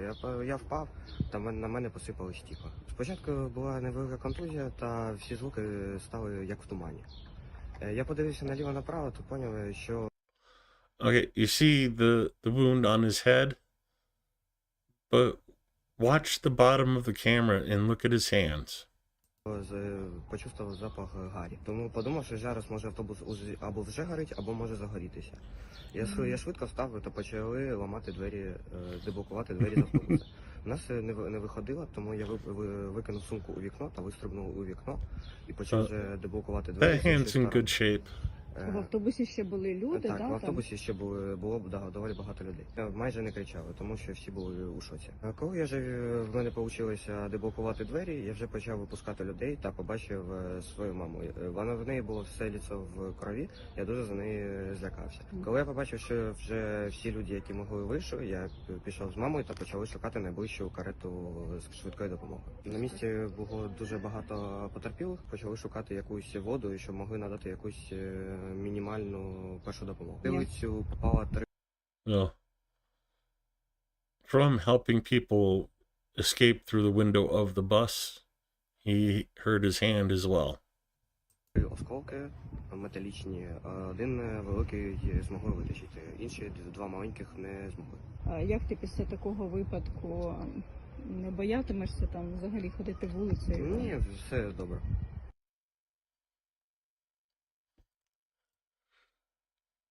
So, very cool the news doing an interview with him.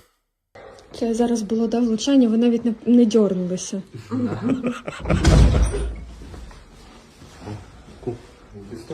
Да. І не страшно тобі? Вже не беру. Вже не беру? Так, ми 3 роки вже тут живемо, тобто ми вже звикли. Хоча ввечері я почала лякатися. Будемо трошки в безпеці. Так. Напевно, давайте ми будемо. So, a couple news interviews with the kid in Ukrainian television. Very, very cool.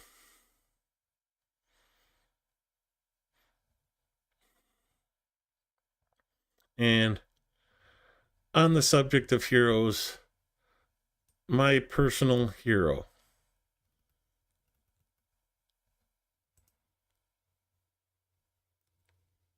Stupid translation thing.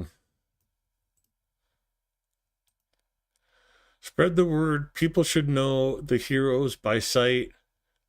A nasty society of degenerates. How to get back there.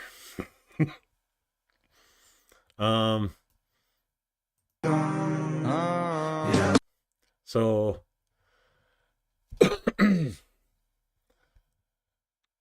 for fundraising for an Audi S7, well, here you go.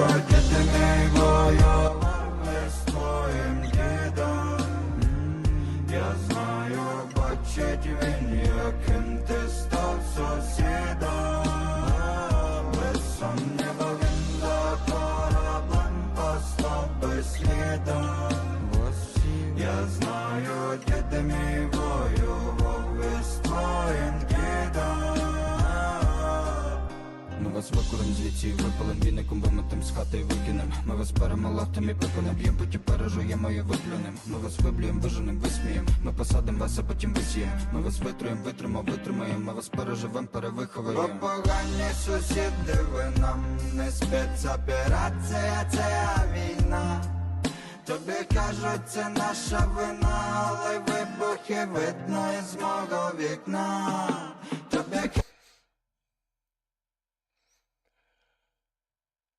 Looks familiar, doesn't it?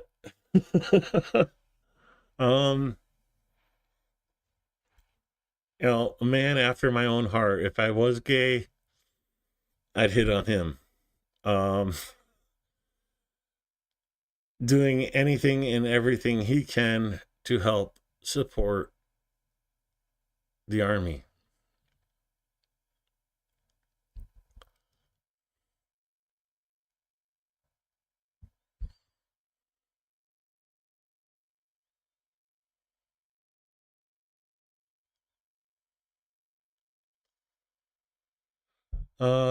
You know they exist. I'm here to intervene if any public officer tries to discuss the change of Ukraine demographics due to the 1932 Holodomor This taboo subject and factor in 2014 Maiden may not be raised in any USA media.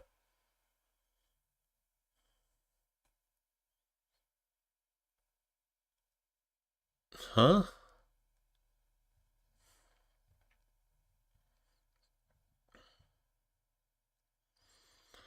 Oh yeah, I do remember. I don't remember his name offhand, but I remember the video. Oh shoot, I could dig that up and at you in it, Haji. It'll be later tomorrow.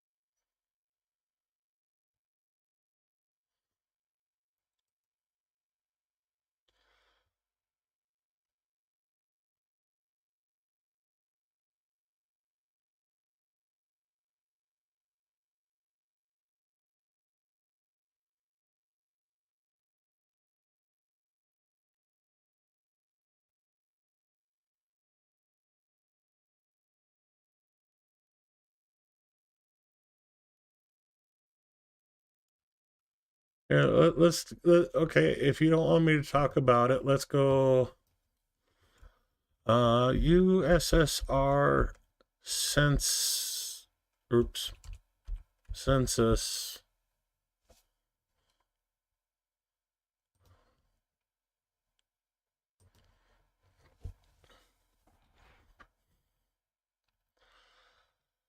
The census taking started on January 7th, ended January 23rd.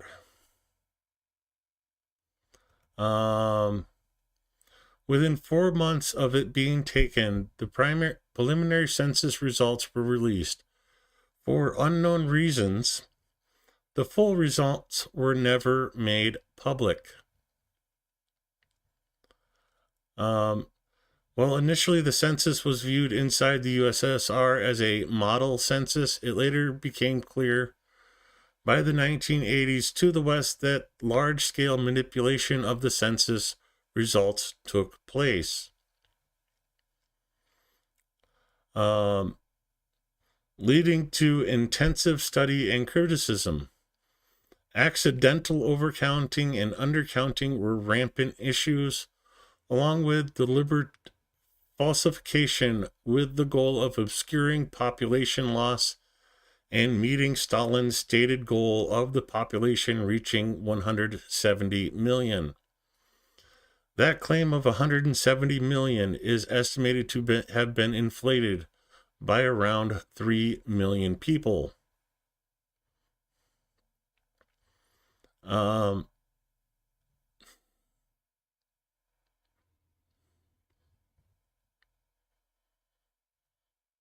I'm not talking about Holodomor. I'm talking about the census in 1937 and 1939.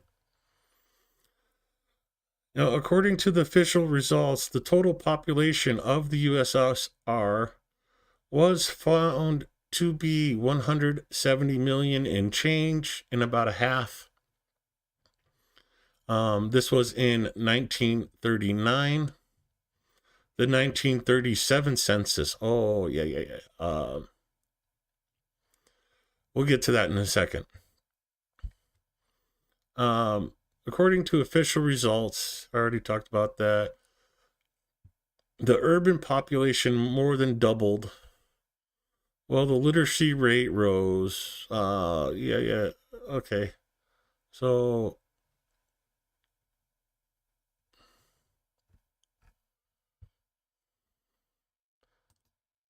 let's go the 1937 Soviet census. The first all-union census of the Soviet Union in 1926.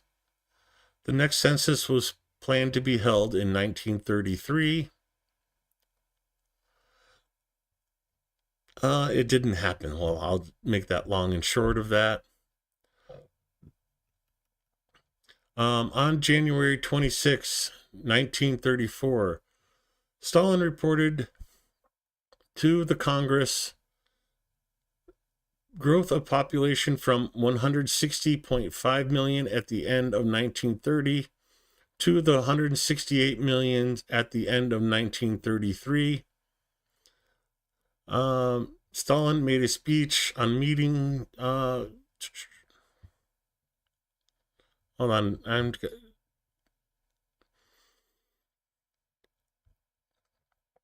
here we go. Here, this gets to the nitty-gritty of it.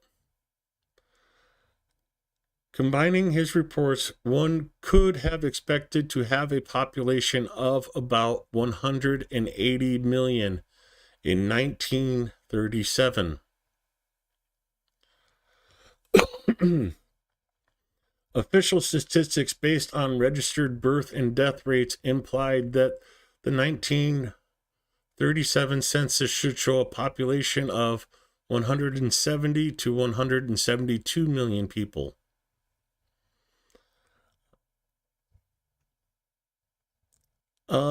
It didn't.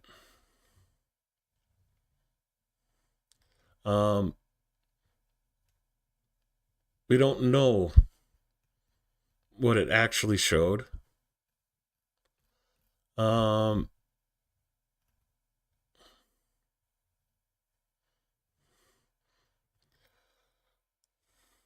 Or do we? A new census was held in 1937. The final count of the 1937 census was 162 million people. You want the exact number? Here you go. 162,039,470.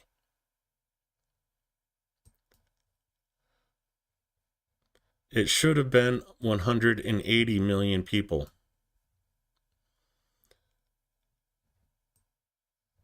Where's the other 18 million?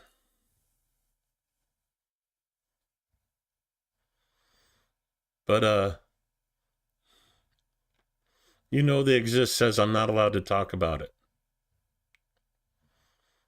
But no, we're just talking census numbers. You know, they expected to be around 180 million, but only came up with 162.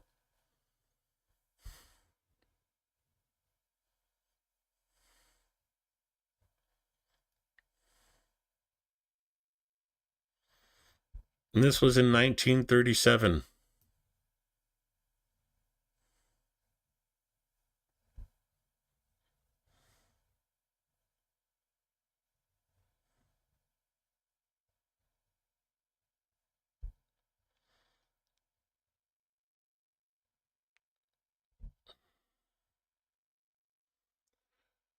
Have a good night, KKGG. And yeah, I understand what you're doing there, and you know they exist. So when we go back to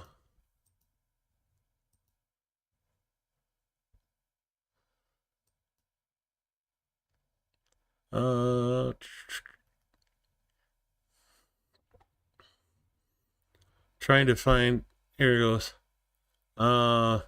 7 to 10 million people is what was decided in 2003. Is what was decided on for the victims of that. But I just showed you two Russian censuses 10 years apart where 18 million people are missing. Oh, they just cut that in half, and that's okay. We'll work with that number. Yeah, that's the kind of shit you deal with Russia, making up shit.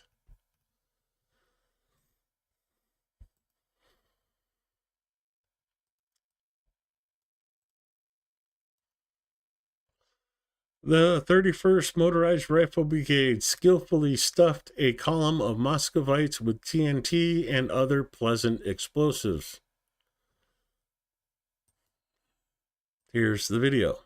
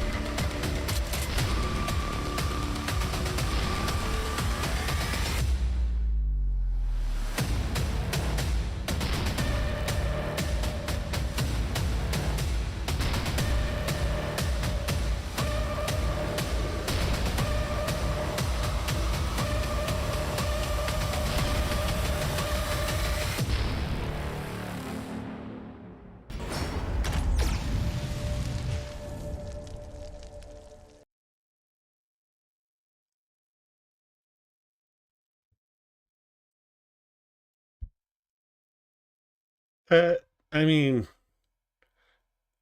you can go back through the intake into America and other areas, and maybe 2 million can be accounted for that way, Matt.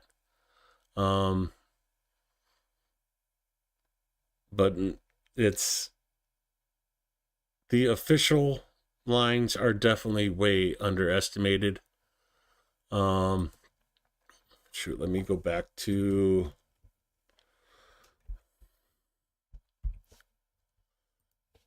this Wikipedia page, because there's a story at the bottom here that's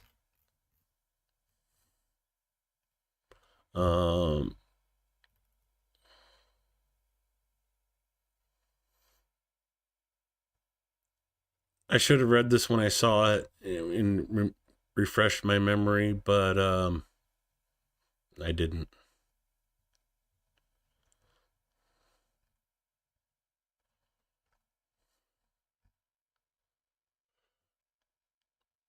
Okay. For example, during the thing that you know they exist doesn't want me to say the word. Starving peasants tried, despite the official ban, to escape to the cities where they could earn or beg for food. Many of them died in the streets. In 1933, the street cleaning service of Kyiv picked up 9,472 dead bodies. Only 3,991 of those dead bodies that the street sweepers picked up were officially counted as deaths on state records.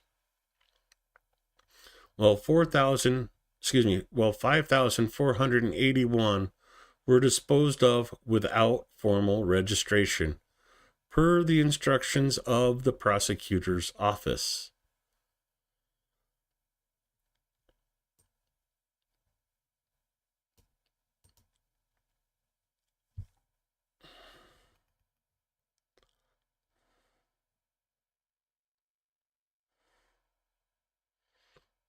Just putting that out there.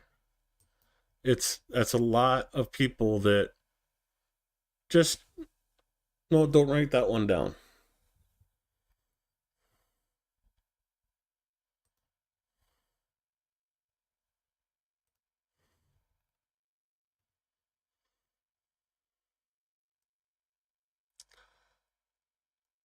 Is he speaking? Сказати, що сьогодні в Люксембурзі оголосили I won't play that because it's not in English and the subtitles are in Ukrainian. But here's the translation. Hungary will block a number of EU initiatives regarding Ukraine, says the foreign minister. Following a meeting of EU diplomats in Luxembourg, he announced a number of initiatives regarding Ukraine that Budapest intends to block. Hungary will block the deployment of EU military instructors and advisors on the territory of Ukraine. This also applies to training missions. Hungary will not support sanctions against the Russian nuclear industry and the purchase of Russian energy resources. Hungary will not give a penny to help Ukraine, and Hungary will veto the issue of Ukraine's rapid ascension to the EU.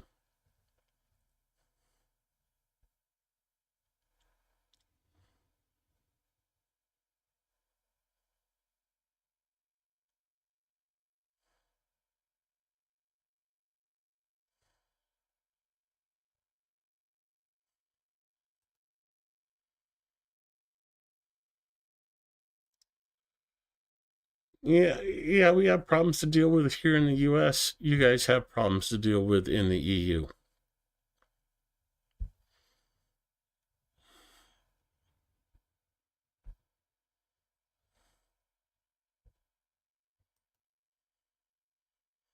I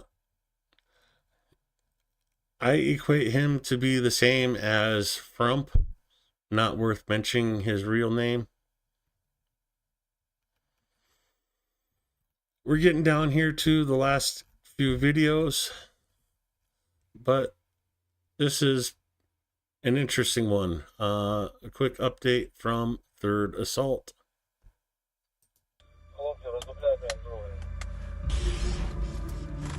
Що там сіло? Протримаєш мені пленку? Ще летить. Їх там як саранча одного. 200 метрів до вас, підари. Єбана воно, блядь, ні. Плюс.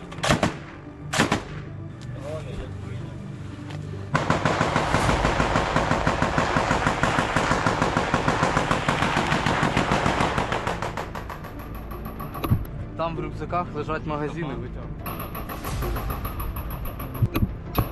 Ого, ніхуя собі. Кабана. 2, М2. Кабан на тросі. Це костиль. Ти забіг? Можливо, друже, але дуже гарно відпрацювало. Прям максимально. Друже, працював форвард із Форда, як прийняв. Парні, обережно слухайте, що навколо вас і працюємо по можливостям. Щас, якщо тихо. Мені прикриття надо. Хтось стріляє з калаша, насипає, я вибігаю з посадки і бачу туди. Давай, стріляй.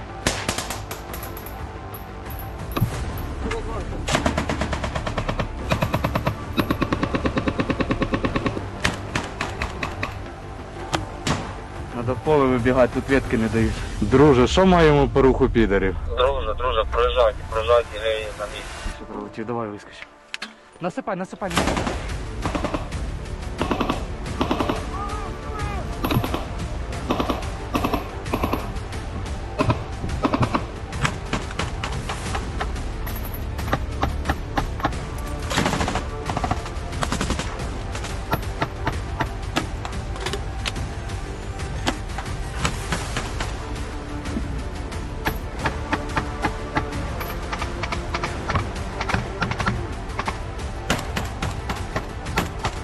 Кажи, хай патрулює.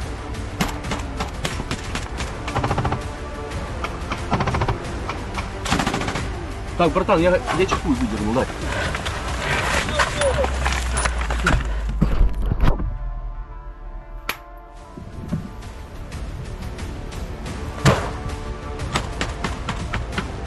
Поспішіть, бо пізда нахуй. Давай. Натрібайте. А, це отут. На отут мусорка, де у нас. Наїбаш туди нахуй. Старий, пошукай гранату. Сюди до мусорки, що у нас зліва. Давай, я крию. Давай.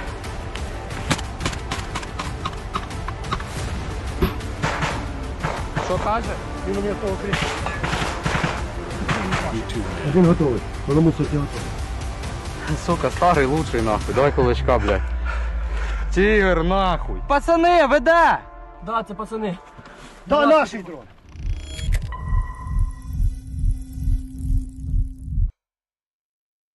Except maybe, of course, English Anton.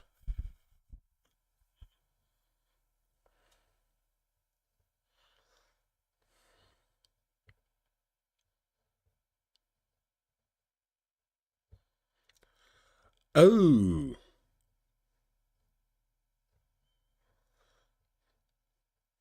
Stock up on baby oil, go with the flow.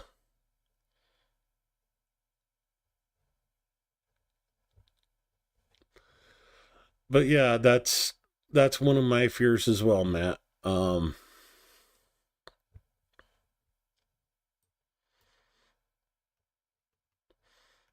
I mean, I hate to relate this to a game,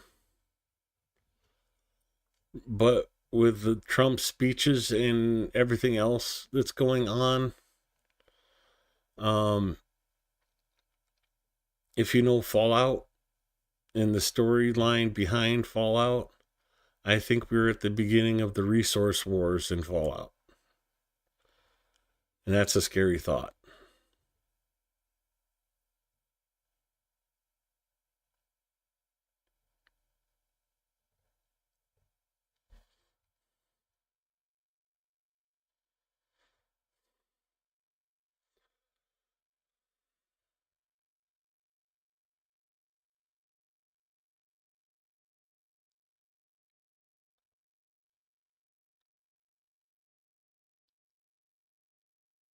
Huh?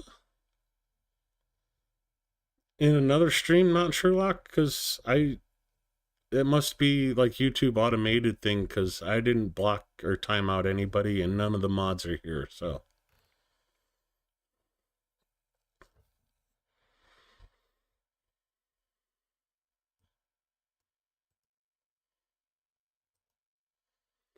Fighters of the 82nd Brigade repel an assault in Kursk, during which a tank, 3 armored personnel carriers, and 2 Chinese golf carts were destroyed.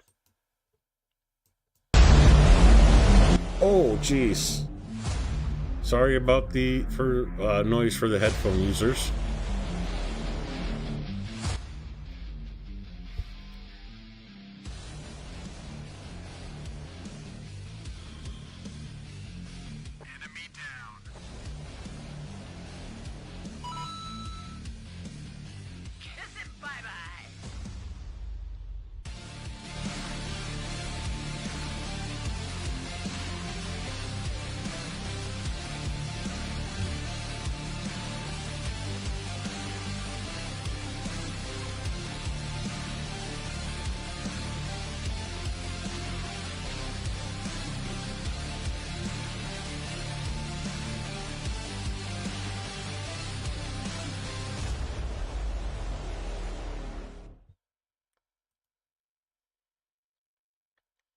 Yeah, they censored this one on Telegram, but it doesn't show anything bad. Before we get into that, though, let's do the translation. A Russian decided that he was the most cunning leader in this land, and in a conversation with our fighters, tried to pass himself off as a member of the defense forces in order to kill them by surprise. But our foreign volunteer turned out to be more cunning and agile. Here's the video.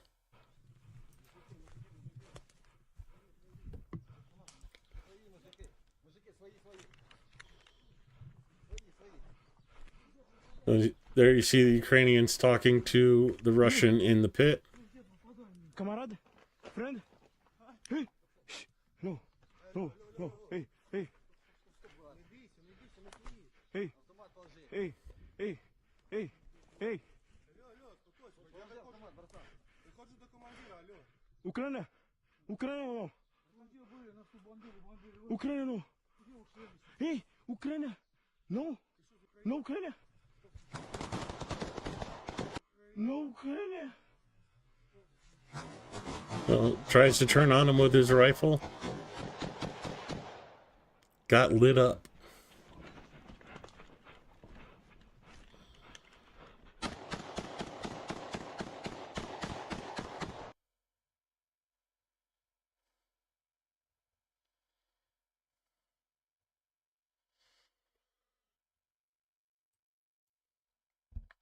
China is also okay. You know the exist says authoritarians need vast armies of sycophants to have a war for territory go to plan.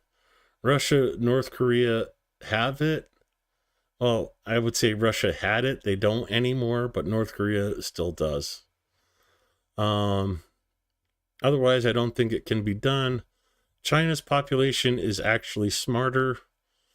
I think China's population is like halfway stuck between communism and capitalism. They realize that they can personally become wealthy and aren't willing to sacrifice themselves for someone else because they want to make their own money. It's kind of nitpicky, but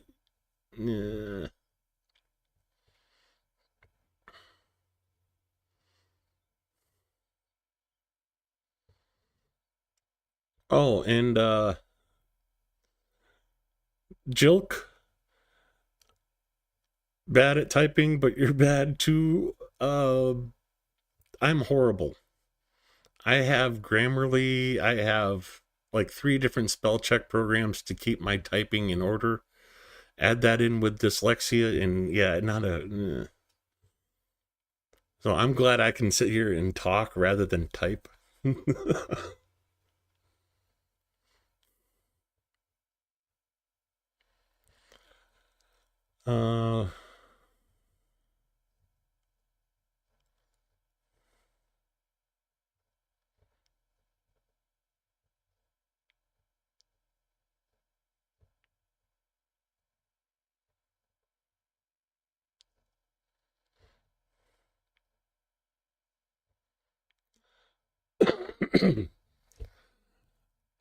I can't speak to what oh, I misread that, so never mind.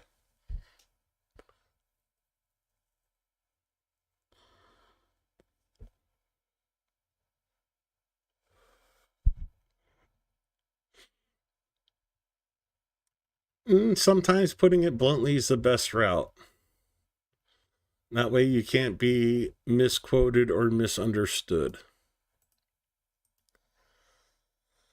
A convoy of vehicles and a group of motorcyclists were burned. The occupiers lost 20 motorcycles and up to 20 units of equipment with infantry. Up to 200 infantrymen in one day. Well, here's the video.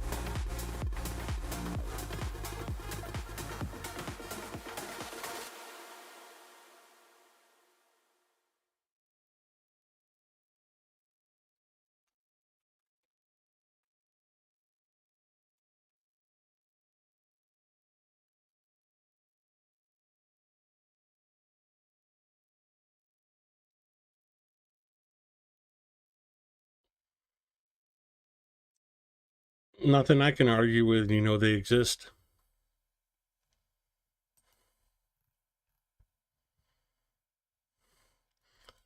North Korean self-propelled artillery gun taken down by Muramasa.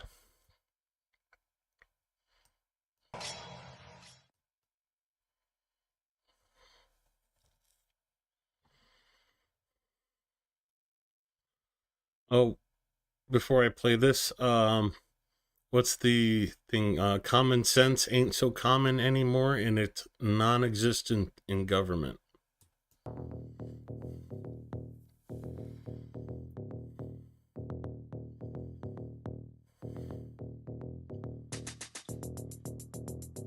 Well, let me back that up just a hair. So we've been seeing these on trains through Russia for like the last month or so. And about 2 weeks ago, we saw them on trains in Crimea. And well, now here they are on the front line.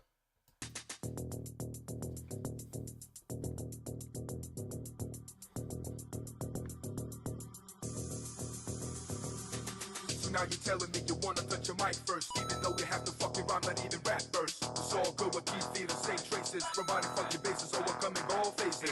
So now you're telling me you wanna touch your mic first, even though you have to fucking rhyme, not even rap first. Cause I'm on mission like a 007. I will never let a sucker start an Armageddon.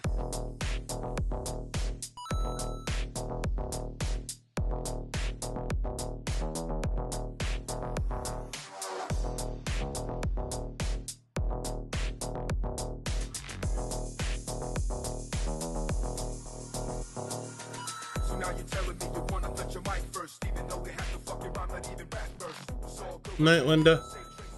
We're not far behind. There's only a couple more videos left. I think 3.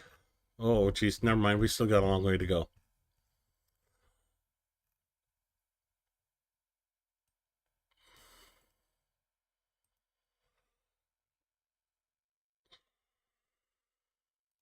Okay, I get the full thing. Footage that will relieve anxiety and evoke pleasant feelings of satisfaction. What you need before bedtime. Okay.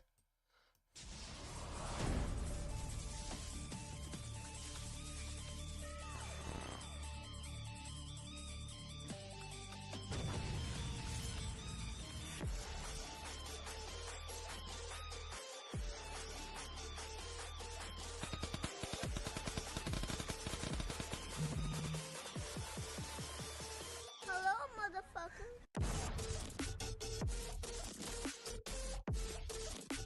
I've been waiting for this video all night.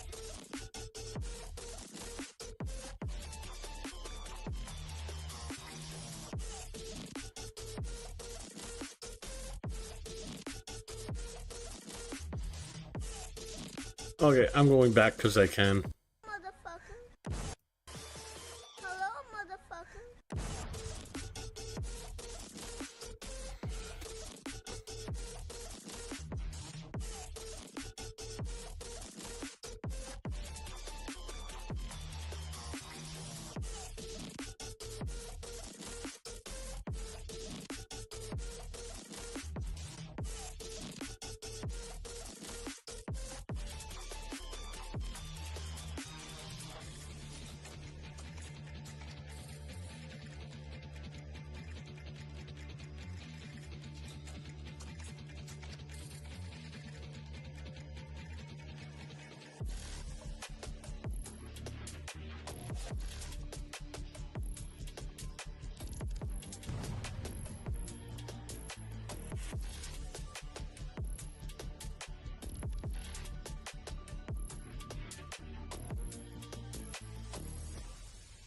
And just because I can. Hello, motherfucker.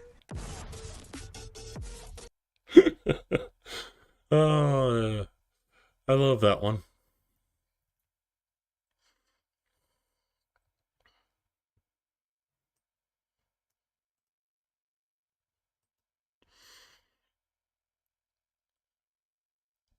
I believe Anton's talking about a browser extension.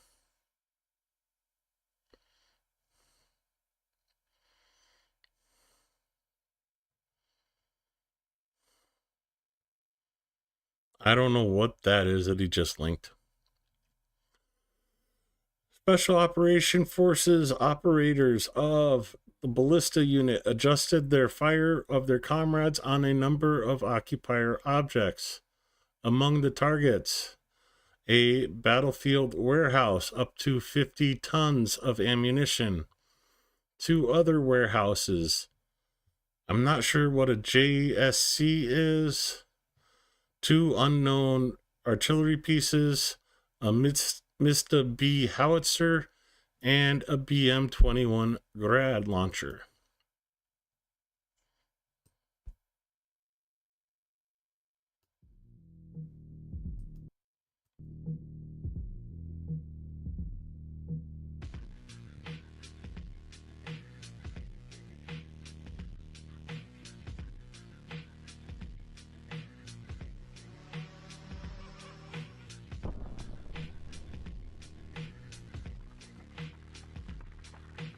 Oh, I thought like the cat jumped on your keyboard or something in the middle of typing, Anton.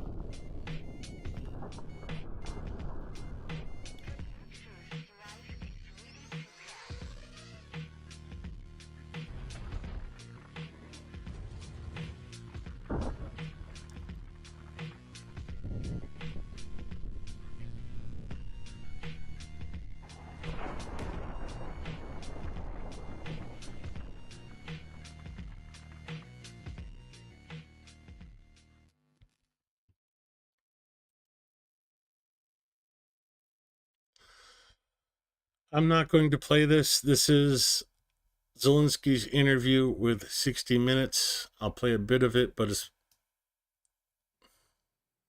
Tonight, Scott Pelley in Ukraine with President Volodymyr Zelensky. The Ukrainian president faces a critical moment in his alliance with the United States. In an interview this past Friday, Volodymyr Zelensky invited President Trump here to Ukraine to see how Russia's unprovoked invasion 3 years ago continues to threaten the peace of the Western world. Zelensky is navigating a sharp turnabout in Washington. The United States had been leading NATO in arming Ukraine and isolating Russia, but since taking office, President Trump has praised the Russian dictator Vladimir Putin and criticized Zelensky. This past Friday, a Trump official met Putin in Russia about the same time we sat down with Zelensky in his hometown. It had been a week since Russia killed 9 children on a playground. The story will continue in a moment. You seem to have a real hatred of Vladimir Putin. Путіна? 100% Putin? 100%. So, very cool interview. I really recommend you go and watch the whole thing. Again, it's available on my Telegram channel if you want to watch it there, or just hit up 60 Minutes for the full video. There's an excerpt from that later, but the real reason I linked this here is, 60 Minutes having its interview with Zelensky and publishing recently. And then Trump today, almost every week, 60 Minutes, which is being sued for billions of dollars for the fraud they committed. Yes, 60 Minutes is being sued by Trump and is basically telling his cronies to go after... Where's the full list? I am so honored to be suing 60 Minutes, CBS Fake News, Paramount, over their fraudulent beyond recognition reporting. They did everything possible to illegally elect Camilla, including completely and corruptly changing answers to interview questions, but it just didn't work for them.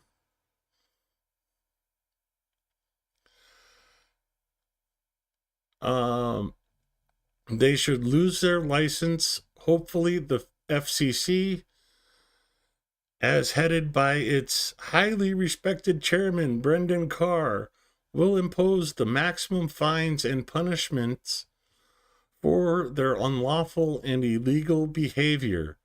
CBS is out of control at levels never seen before, and they should pay a big price for this. This is Trump's response to 60 Minutes interview with Zelensky.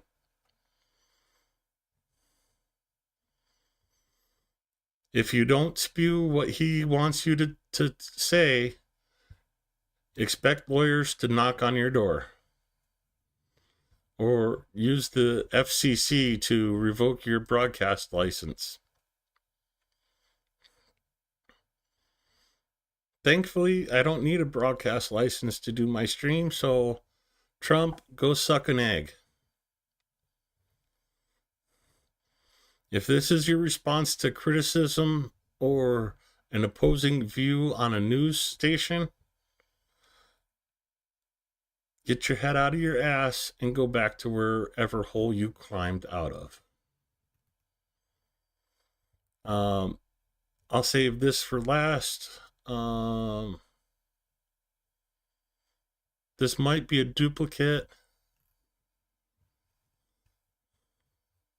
No, I'll play this now. Нам надали багато всього, і ми за все дякуємо. Але коли діти гинуть під обстрілами від ракет. Okay, I won't. Because the 60-minute interview is all in English. You know, Zelensky's speaking Ukrainian, but they have it voiced over in English. So, but when children and adults are killed by missiles, I do not understand why we cannot agree on additional Patriot systems.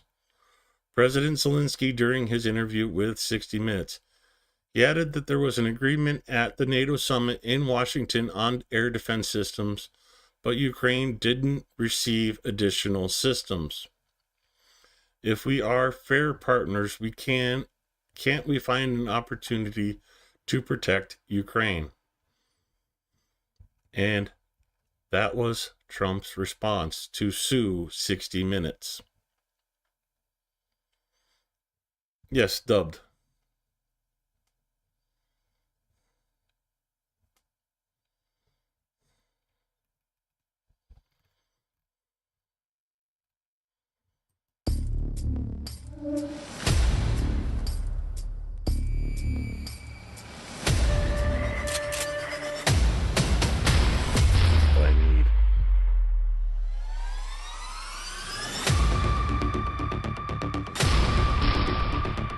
Okay, so yeah, we have seen this, so I'm going to skip that. That was earlier in the broadcast.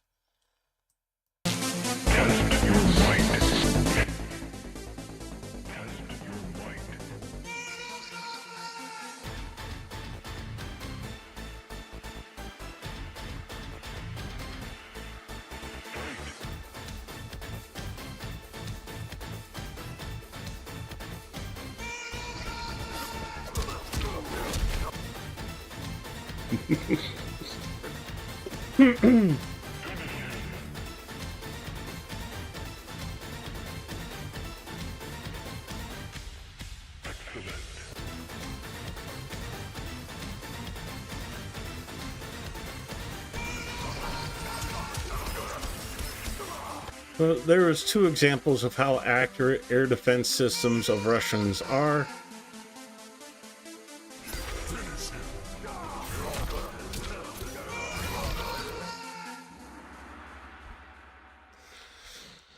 I just thought it was a fun video.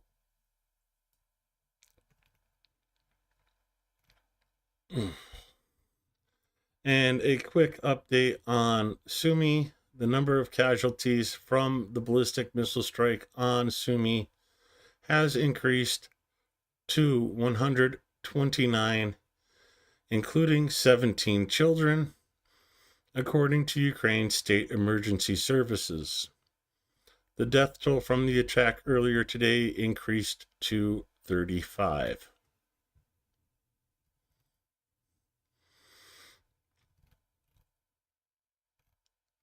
Second to last video, for all you airsoft players out there or armchair battle commanders, tell me what do you think about the tactics these Russians attack aircraft trainees are using?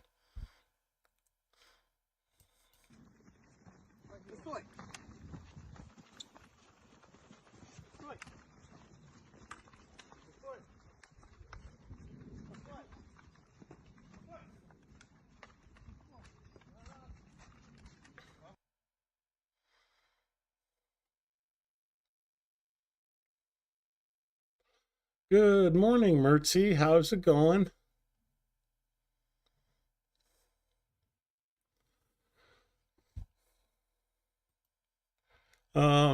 Mertzy was kind enough to find me a bench to call my own in Lviv. Um,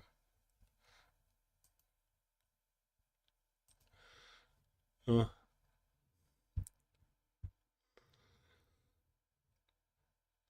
I had to ask to make sure that it was in a good people watching spot.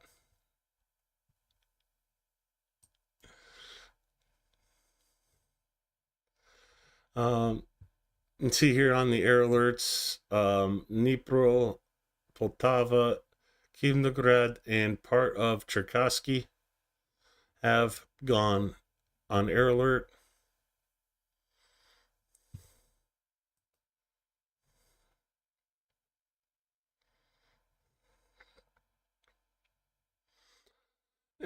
It's basically what it is a conga line.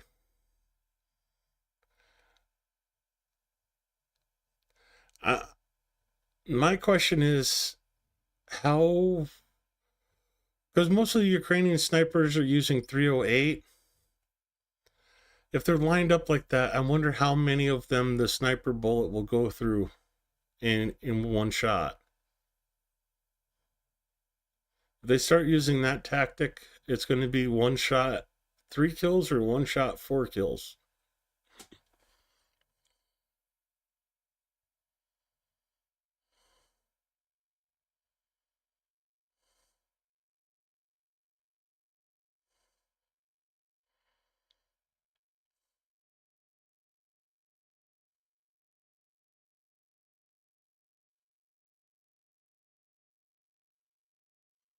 Okay, you're going to have to first explain what that last word means to me. Palette, palette, I can't even say it. I know what it is. I just can't say it. It twists my tongue.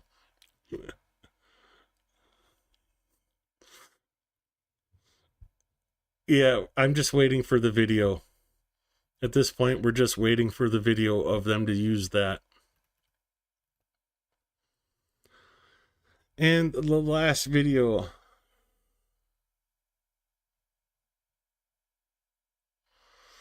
Unfortunately, no.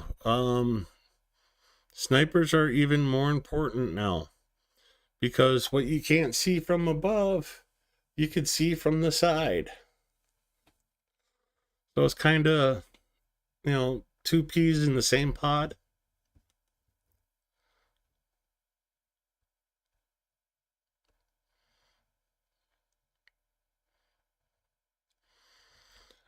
Hey, Nunu, having your morning coffee? Americano?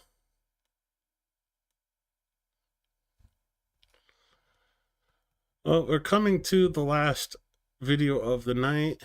I'm going to take this off screen, though, and switch over to my other account. And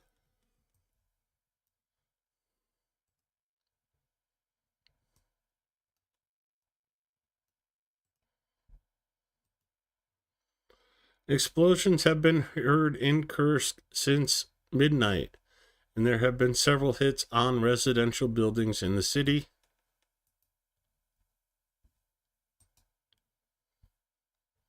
So, Russia getting a taste of its own medicine.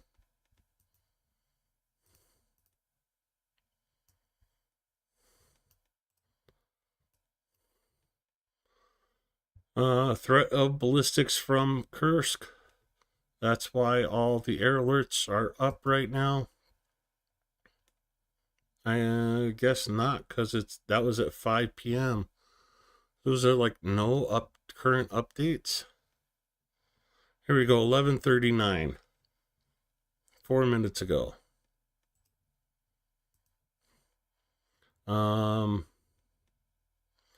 Dnipropetrovsk, sorry, Dnipro region, UAV threat. Dnipro, Kherson, UAV threat in Kherson.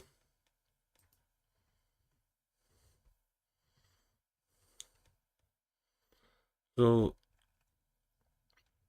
Poltava, Kaminsky, Kharkiv, Kremachuk,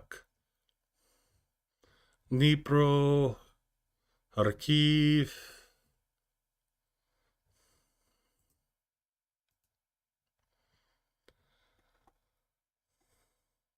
Zlatopil,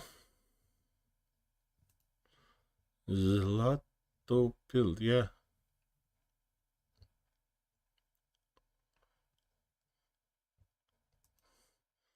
Well, a lot of UAVs, it looks like, at this time.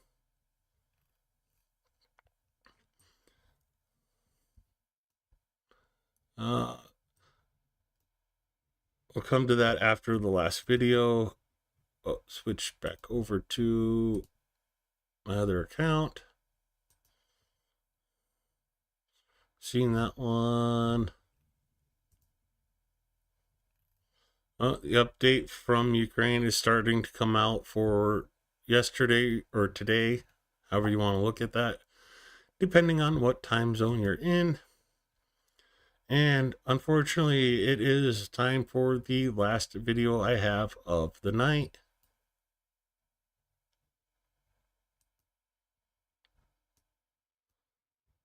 Oh, no music from K2, unfortunately. You see the Russians moving through the tree line and the artillery starting to come in.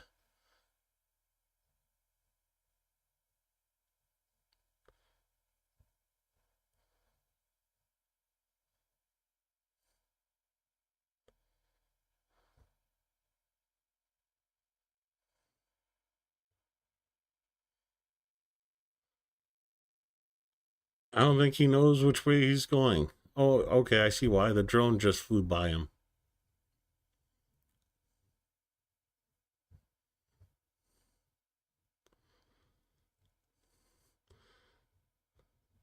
Oh. I see the drone right there. Here's the drone view.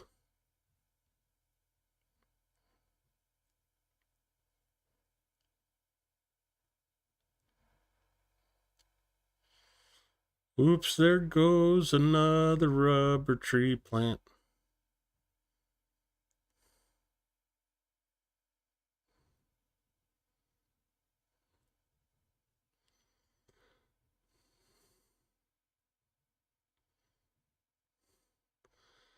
That looks like South Dakota snow coming in sideways like that.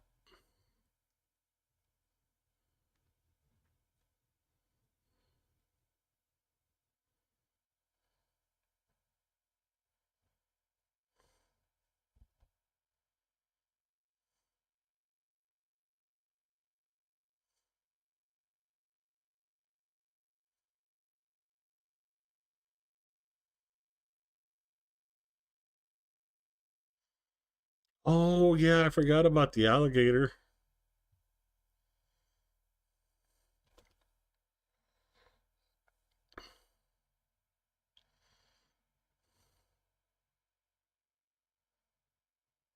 Yeah, the only gun that's taller than me, besides a punt gun.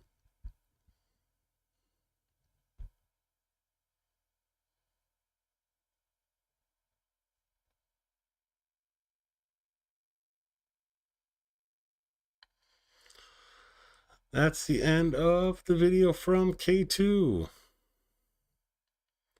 Do a quick check-in on the fundraiser. So we are over 7,010 euros. Thank you guys.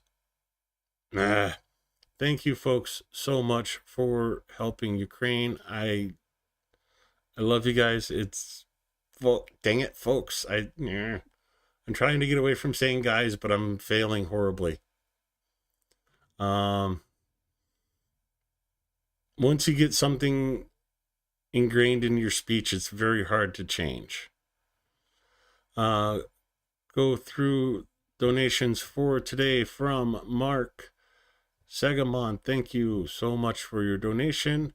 KKGG, thank you. Anonymous, Darren Rager, Anonymous, Darpat, I thank you so much for supporting Ukraine, and look for the horseradish tomorrow. Yeah, just to let everybody know again, I ordered the Brain Come On Work escargot, and it arrived this morning. It was expired, past the use by date. So I am waiting for Walmart to ship a new can. I mean, I'm willing to try new and interesting things, but not expired food.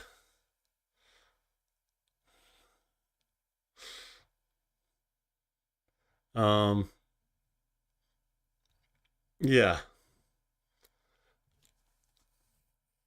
Fresh snails, okay, yeah.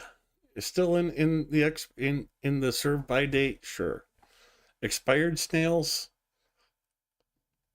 since I don't know what they're supposed to taste like, I wouldn't know what bad ones taste like. So yeah, I'm not walking. No. I will not cross that Rubicon. Oh, let me go back to my. Oh wait, did we play this? Oh yeah. Actually, we didn't play that, but I don't know if I'm as brave as this guy.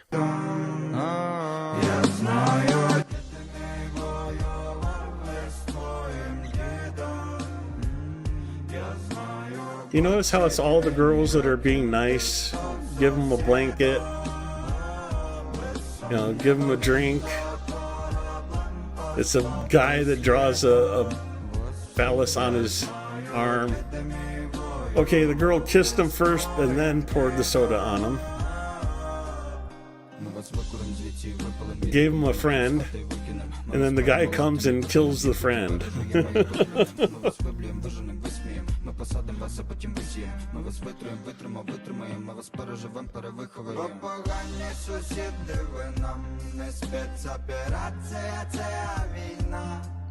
Тобі кажуть, це наша вина, але вибухи видно із мого вікна.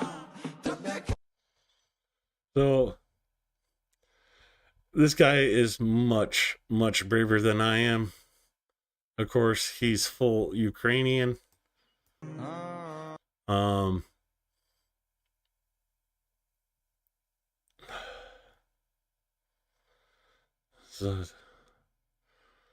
So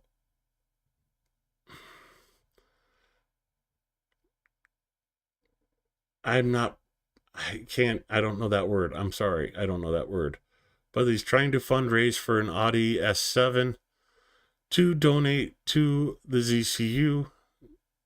Um,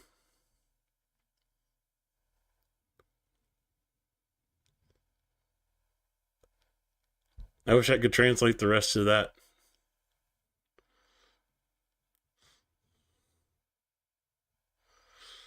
Hey there, Andrew. How the ladies at the new place working out for you?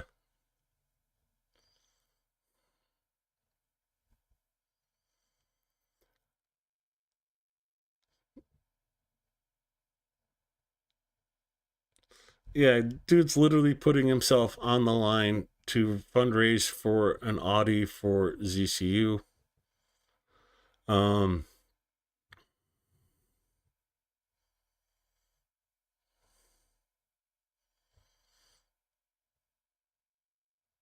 Oh, so you're home now from the hospital. I thought you were still chatting from there. Sorry. I'm going to leave this up on the screen for a little while longer. If anybody wants to scan that QR code while it's there. I'm hoping Anton will tell us what that says.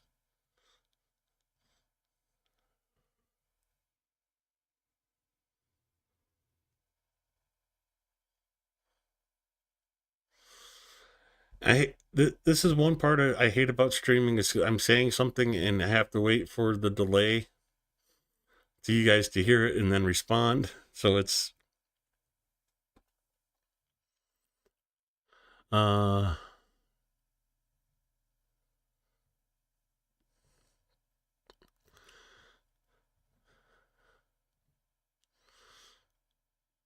yeah, I was a bad boy and I kept BB up last night. We talked for like 2 hours on the phone. Telling her all the places she should check out in Lviv. There's a lot of cool stuff in Lviv. Yeah, let's use this one.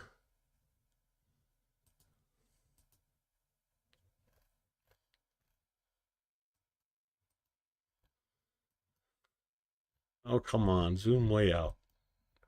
We're going halfway around the world. Lviv. All right, here's the city center.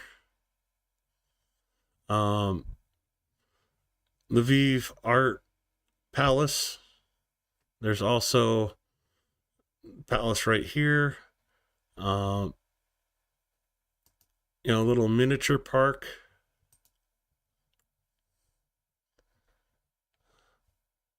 Yeah, let's. Oh no, I want to leave that up. So a little miniatures of all the castles around Lviv. Just a cool little place to go by and check out.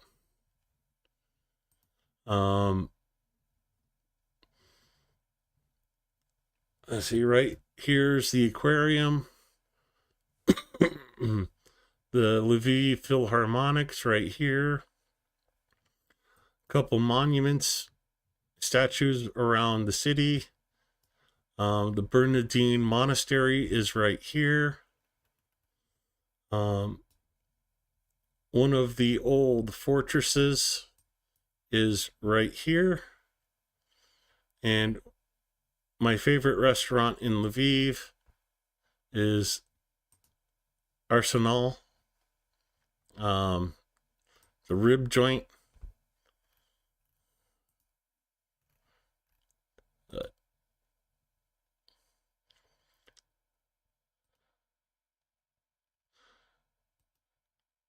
Great ribs.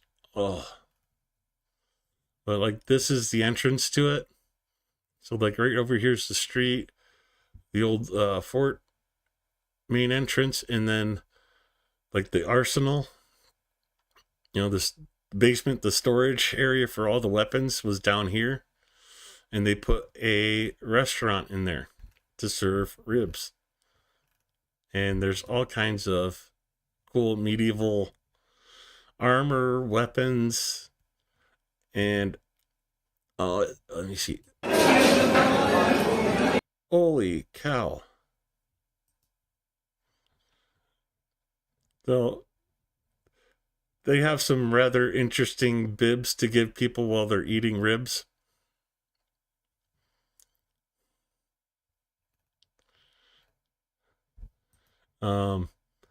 Just don't wear a tie there.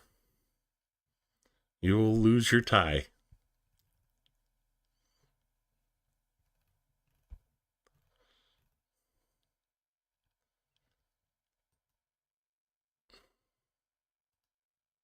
Let me mute that before I play it.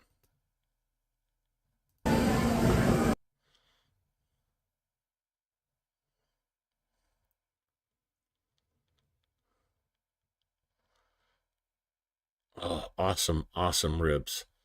And they do fish as well, but here's the grills.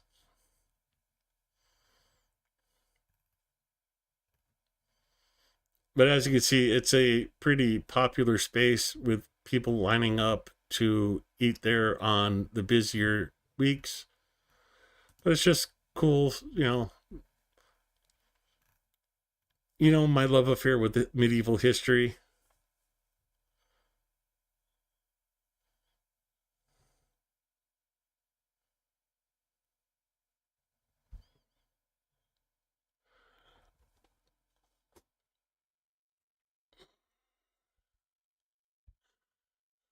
A little bit new, a little bit. You're sending BB through the whole Ukraine house sightings? Not all of them. I'm picking out a few here and there.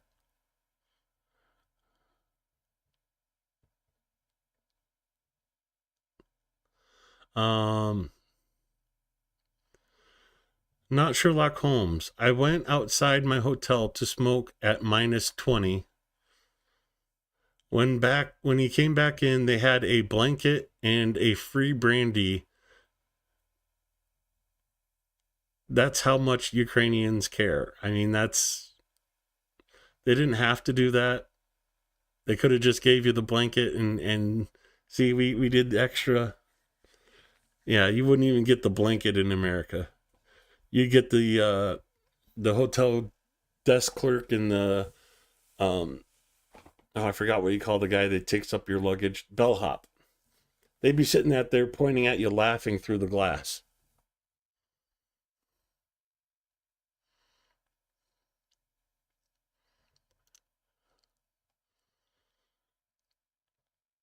Oh, cool. Let me know where you post them so I can check them out, Mertzi.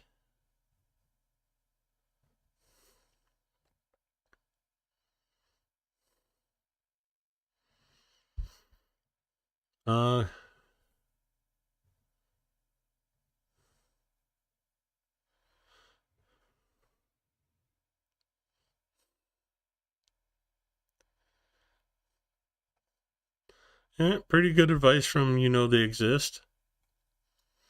You have to loosen up and leave your tie. Oh.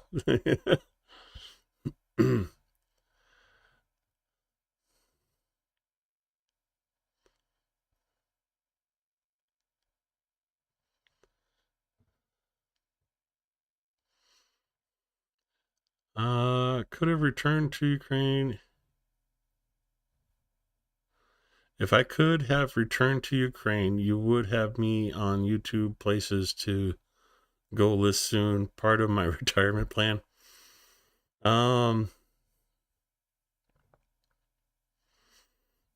Yeah, I mentioned this a couple times, but I went and booked my flight to Warsaw already. So I will be in Ukraine in a couple months. I got my flight for 581. Unfortunately, I have to book several months in advance to be able to get the absolute lowest price I can to possibly even afford to go. So I'll be paying off the bit of the credit card for a while. But my flight's booked and I will be in Ukraine for 3 months. I'm scared I'm not going to want to go back, and so I may have to find a place to offer me a job where I can like teach English or something easy and get my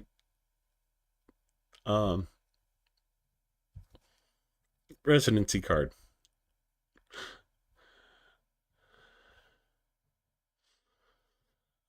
Pumpkin seeds and what's the other one?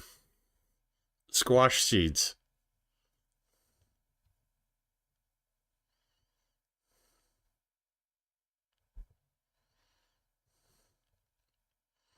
But we were talking about the stuff in Lviv. Let me go back because there's a couple other things I wanted to show you. So covered the aquarium. Where's there? Here's the aquarium. You notice like most of the hotels are like right in this area, the really high end ones. This whole area used to be the enclosed castle.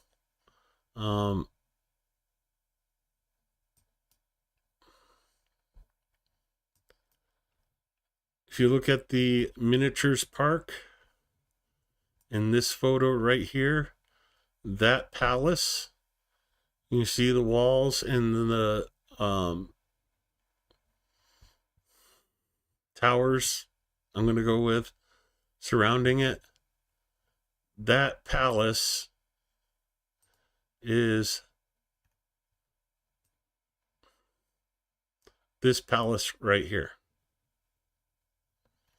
So if you're right in this area, you're basically staying in the old medieval fort.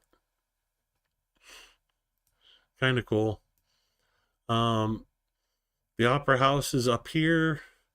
Italian courtyard, and that's all within like a half a mile or so of downtown Lviv. So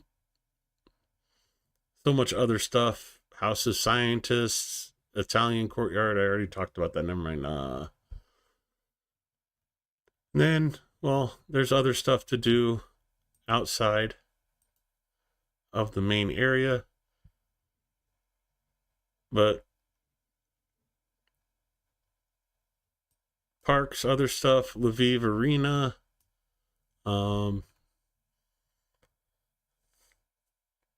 Yeah, it's a cool town. It's definitely very European.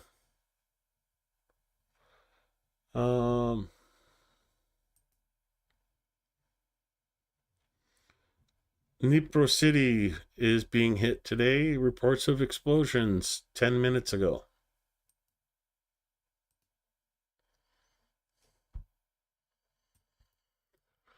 Oh yeah, you can go pick a city. Venezia. It's a very, very beautiful city. A little bit more spread out, but Central Park in Lviv, or excuse me, in Venezia.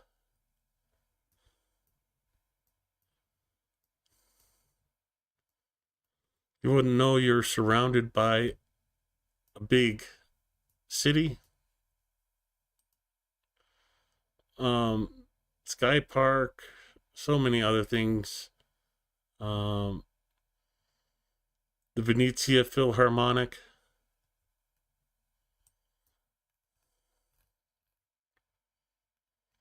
I can't wait to get back.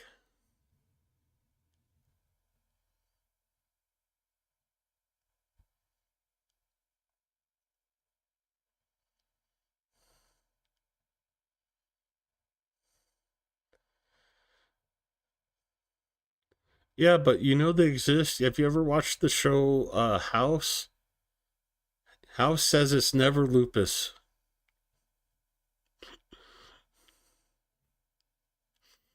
Sorry, I couldn't resist.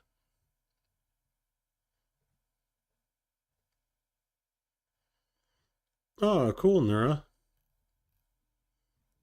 Oh, I gotta sneeze. No sneeze. No sneeze.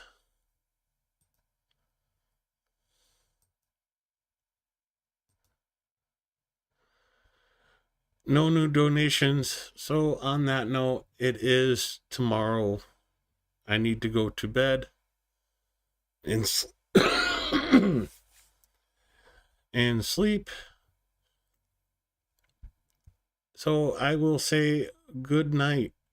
Thank you all for coming to the stream. Please hit the like if you haven't hit the like. If you're not subscribed, I don't know how you found me, but please hit the subscribe button if you're not. More importantly than anything else, thank you for supporting Ukraine. And a third thank you for those supporting the fundraiser that me and Chungus are working on. Keep up the support, keep up the good word. Let people know you support Ukraine. Have a good night and stay safe, everybody.